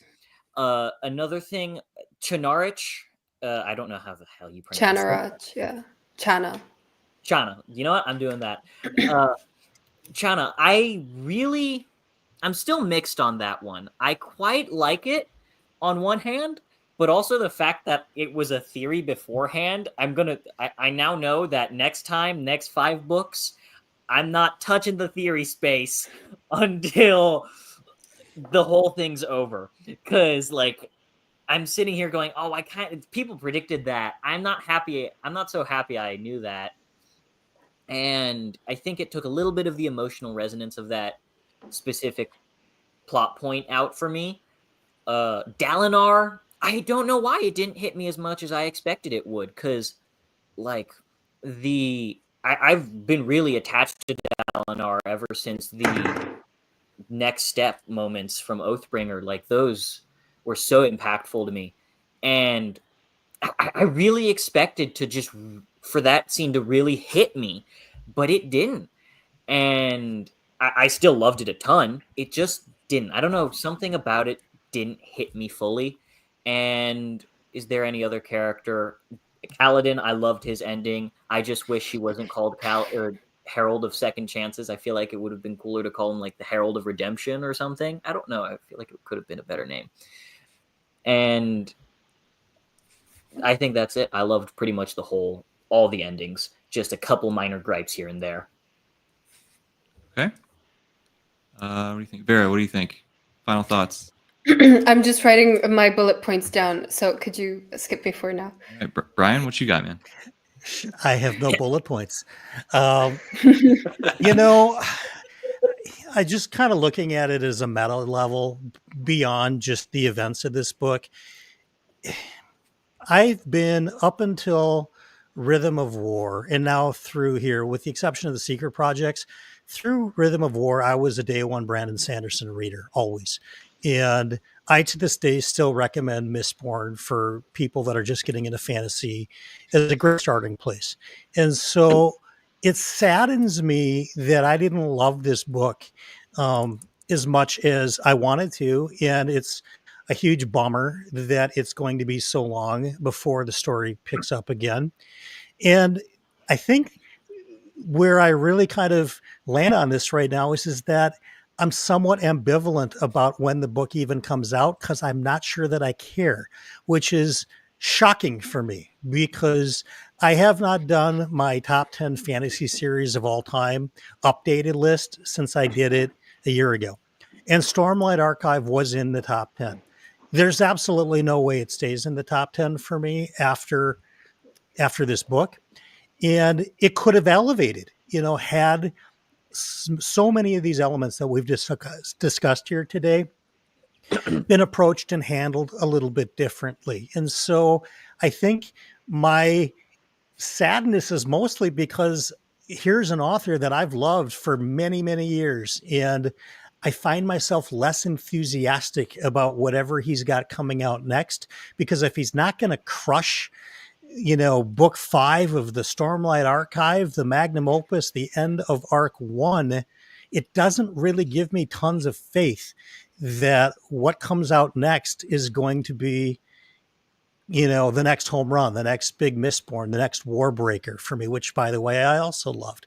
And so I think it's mostly, I feel like it's a bummer. I mean, of anything, when your favorite or one of your favorite authors is maybe no longer in that top 10 favorite author conversation. And I think that's kind of where I've landed on this. And I don't think a reread would matter. I think that the first 2 books were outstanding. I also really liked Oathbringer a lot. I did not like Rhythm of War. I did like this book better than Rhythm of War. But I don't know. I think for me moving forward, he's going to have a whole author redemption arc for me to go, all right, this is somebody that I can't wait to sink my teeth into their books again, because they're fun and they're mind provoking and there's little bits of everything, right? The prose doesn't need to be super flowery and gorgeous, but there's some of that. And the magic systems are cool. And I feel like that fell off entirely in this book. We didn't even talk about that. But I mean, I had mentioned it in my review that he talks about the ability to solve problems with magic is equal to the reader's understanding of said magic. And I think that surges are a little bit trickier to understand than allomancy or Farouk chemistry. And I don't know. It's just kind of, it's just okay. I mean, that's where I'm at with this as where I leave off is, will I read Brandon Sanderson again? Yeah, for sure. Will it be a day one read? Entirely depends what else is on my TBR.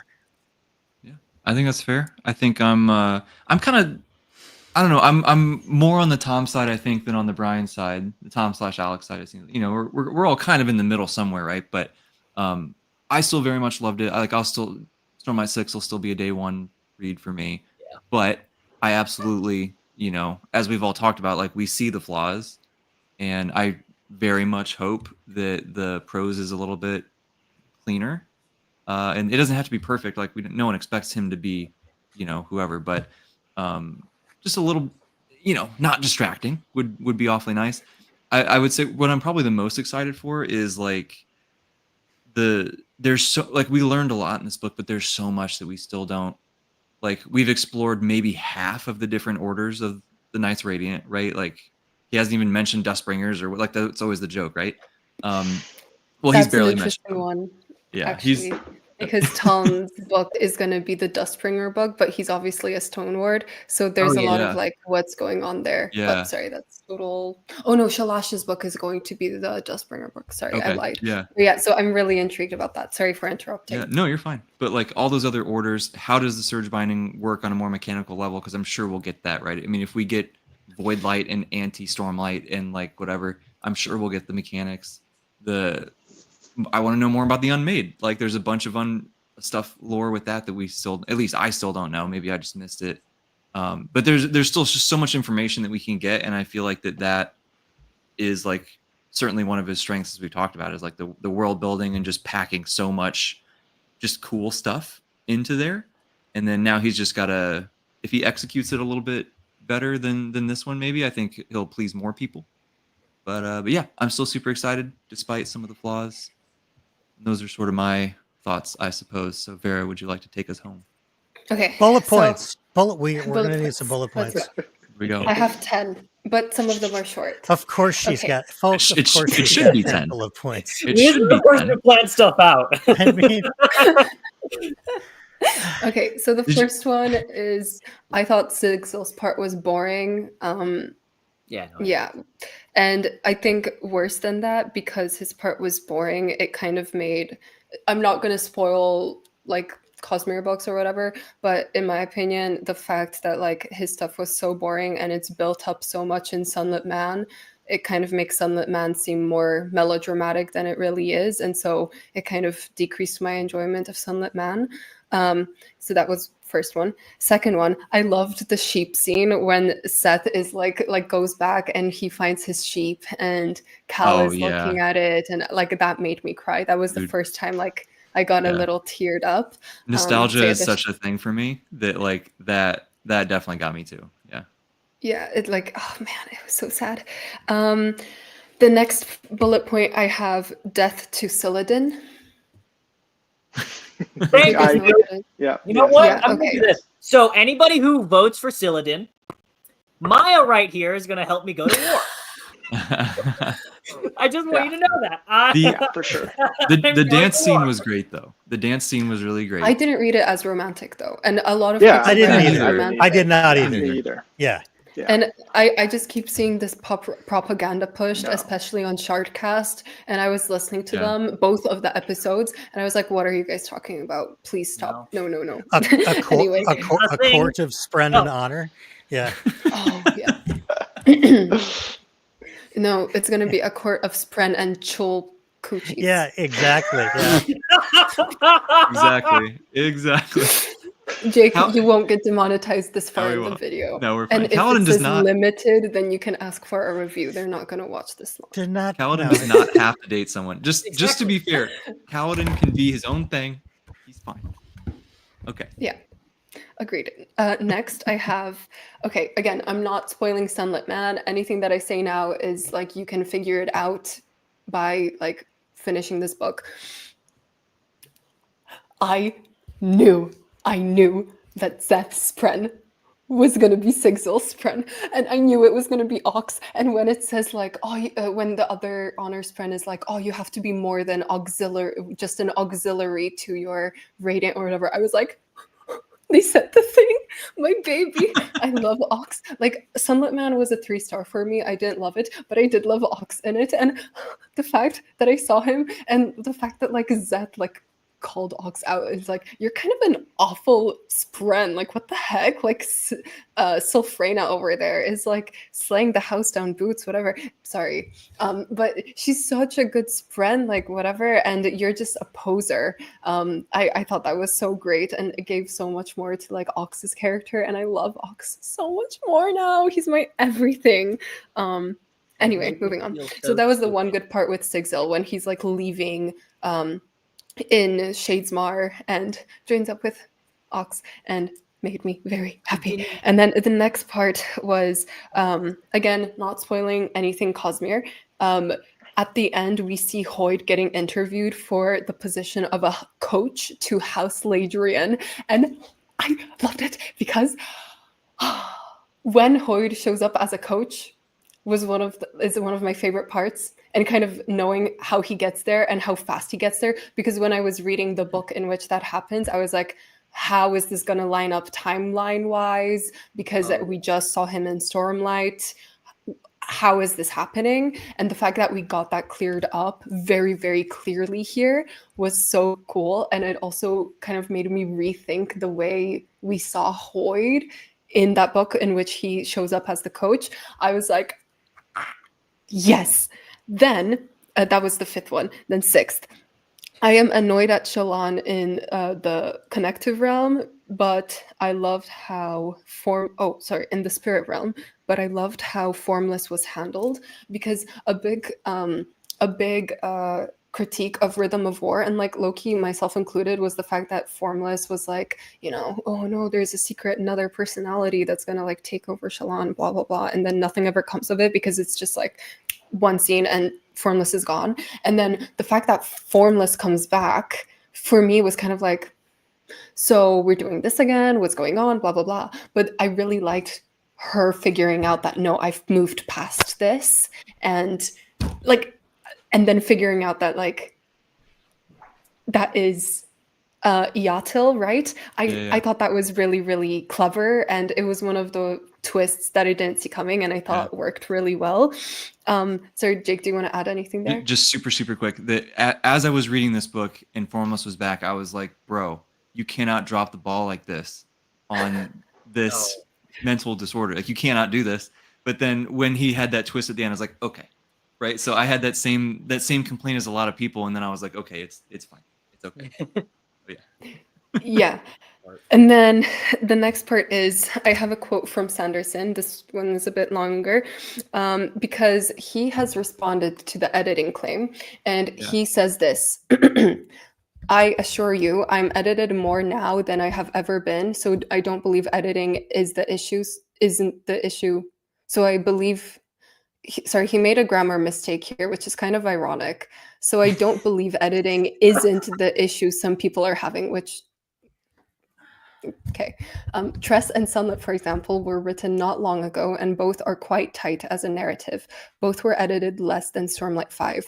Writing speed isn't the problem either, as the fastest I've ever been required to write was during the Gathering Storm, Way of Kings era, and those books that are generally, by comparison, not talked about the same way as, say, Rhythm of War.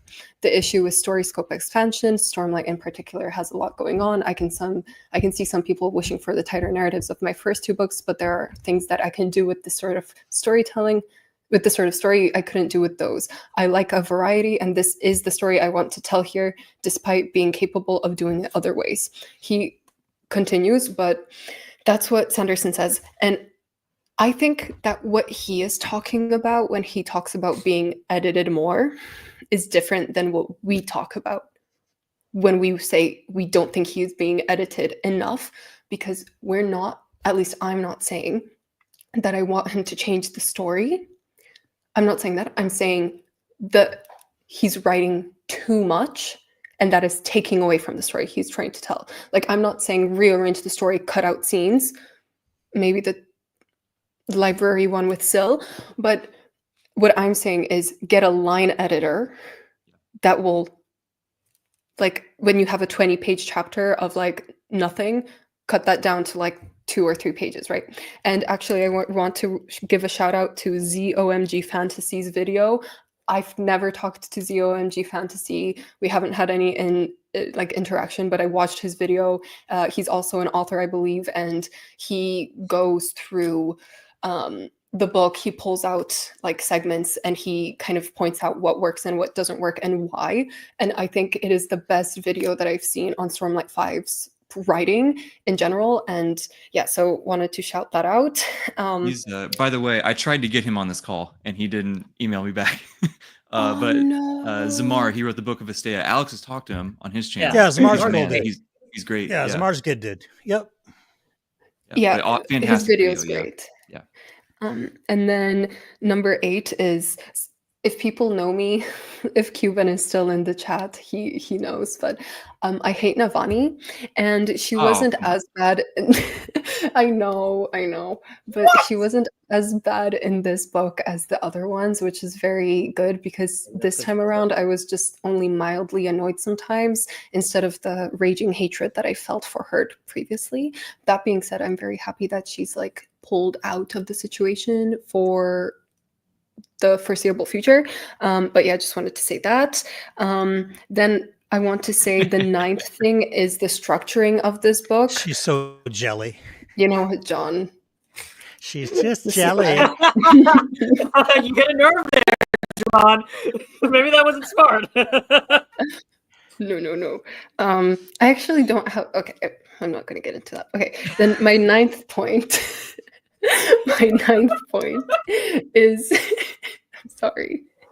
The 10-day structure, I think, exacerbated the bloat, and just in general, I think the structuring of this book could have been better. Now, saying that, do I think I could have structured it better? No, but he is an author, so like, and he's written a bunch of stuff, and he's done the Wheel of Time final battle, and I think he did a great job structuring that. So I think it's totally in his wheelhouse to do it. I think the perspective switches were way too frequent, and they more often disrupted the flow of the narrative and the building of tension more often than they helped. And I get that he was trying to show that these things are happening simultaneously, but he did it better in the Wheel of Time.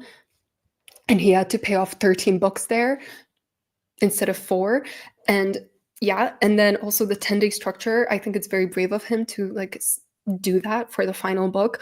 But a part of me is wondering, did we really need to have like 100 pages to 200 pages for day 1, day 2, day 3? Like some of those days do not justify being that long. Like days 1 and 2, I think could be cut way down. DeQuante Jones Jr. in the comment section, some days felt wasted and some days were packed 100%. And that's what I'm saying. Rebalance the days. Not every day has to be 100 pages or more. Okay. And then my last point. Oh, I already said my last point. My last point I tied into my other point. So joke's on you. We had 9. I'm not watching this replay. I was told that there was going to be 10 bullet points, and very sad, there was only 9. I did a switcheroo on you. 10 is the holy number on Roshar. We need yeah, but now I'm Team Retribution. You gotta do the attack.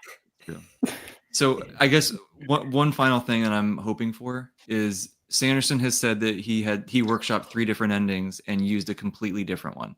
So I'm hoping that he tells us what the other options were someday, so we can see what we think. I thought of a 10th one actually. Yes. So did John. Just for you. Yeah. I love it.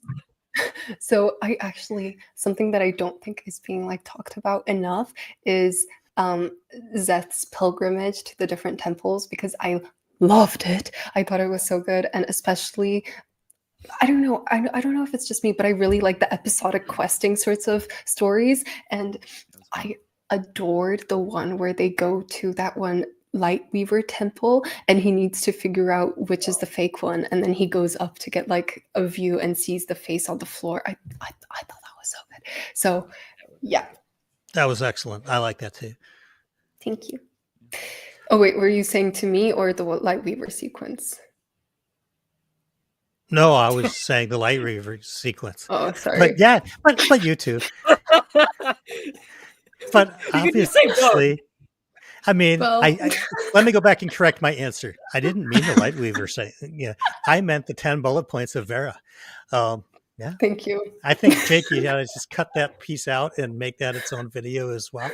Bro, excellent. You already know I don't edit my videos. I've done I think 2 cuts maybe total since I started book 2. This is why she's in medical school and I used to run a bar. So yeah, absolutely. She's got the brains. Does anybody have any final thoughts before we close this down? I have one thing I want to say, but it's a bit of a Mistborn spoiler. How do we feel? Chad, how do we feel? Yeah. It's fine. Spoilers for Mistborn. Okay. All right, then. You can leave. You have a few seconds to leave. This is probably the last thing that we'll touch on. Thank you for watching. If you're leaving, okay. Spoilers for Mistborn. Here we go. Okay, so the interlude with Moash. I love that one. Do you know which one I'm talking about? Where they start. Oh yeah, the pounding one with the Um, accent went, and he becomes like a steel inquisitor, but like a not like a steel crystal. inquisitor. But with Yeah. gemstones or something Yeah. instead of Yeah. steel. Yeah.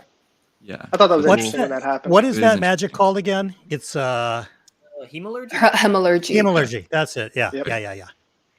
That's cool. That'll be I interesting liked to see. it. Cool callback to seen- it for sure. The 17 Shard guys were talking about how there might be like a Moash and Marsh kind of thing happening someday. I hope That's Marsh like kills one of their Moash. theories. Marsh is my husband, so if he dies, I die with him. Yeah, that's another sort of thing. Moash wasn't in this book as much as most people Yeah. expected. So I expect. I guess Arc 2? Another Yeah. thing to kick down the road a little bit. I want Moash to die. Fuck Moash.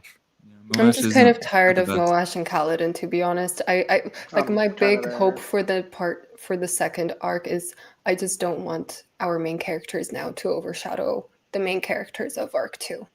Yeah, Right. I'm really hoping that Yasna's more of a focus now, because like now that she's sort of been humbled and like just seeing what happens with her next is going to be really cool. And we'll get back together in 15 years to discuss it. Yeah, exactly. When the Exactly book right. comes out. I'm going to Exactly put it right. on my calendar now because we know I'm going to forget. Vera, you have to remind me. You Okay, I will. come pull me out of the home and say, "Come on, Brian, it's time to talk about Stormlight." You remember you used to have a BookTube channel, right? Come You know on, what, I'll become we'll pick a- up. Come on, we'll pick up John on the way, and we'll go and we'll do Yeah. it. We'll go do a video. I'll go into geriatrics just for Thank you. I There you go. I'll appreciate do the that. USMLE and come over. Yeah. John will be in the next room. We're gonna have attaching doors. It'll be awesome. Uh-huh. All right, guys. Well, thank you for hanging out in the chat. Thank you for watching the replay. If you're watching the replay, talk to us in the comments. The four of you, thank you so much for doing this. I know this ate up half of a weekend day for you, so I appreciate you talking to me about this. It's been fun to finally not have to, walk on eggshells about spoilers and stuff about the book. This was very fun. And I think we also got a nice, I tried to get Matt from Matt's Fantasy Book Reviews here too, because he was the most negative person that I've seen who actually finished the book. So I was trying to get a big spectrum, but I think we got, I think we still did a good job at that. We still got some good objectivity here, I hope. Thing is, if Matt was here, Maya and I would have a nice little war going on. All right, guys. Cool. Well, we'll end it here. Thank you again for watching.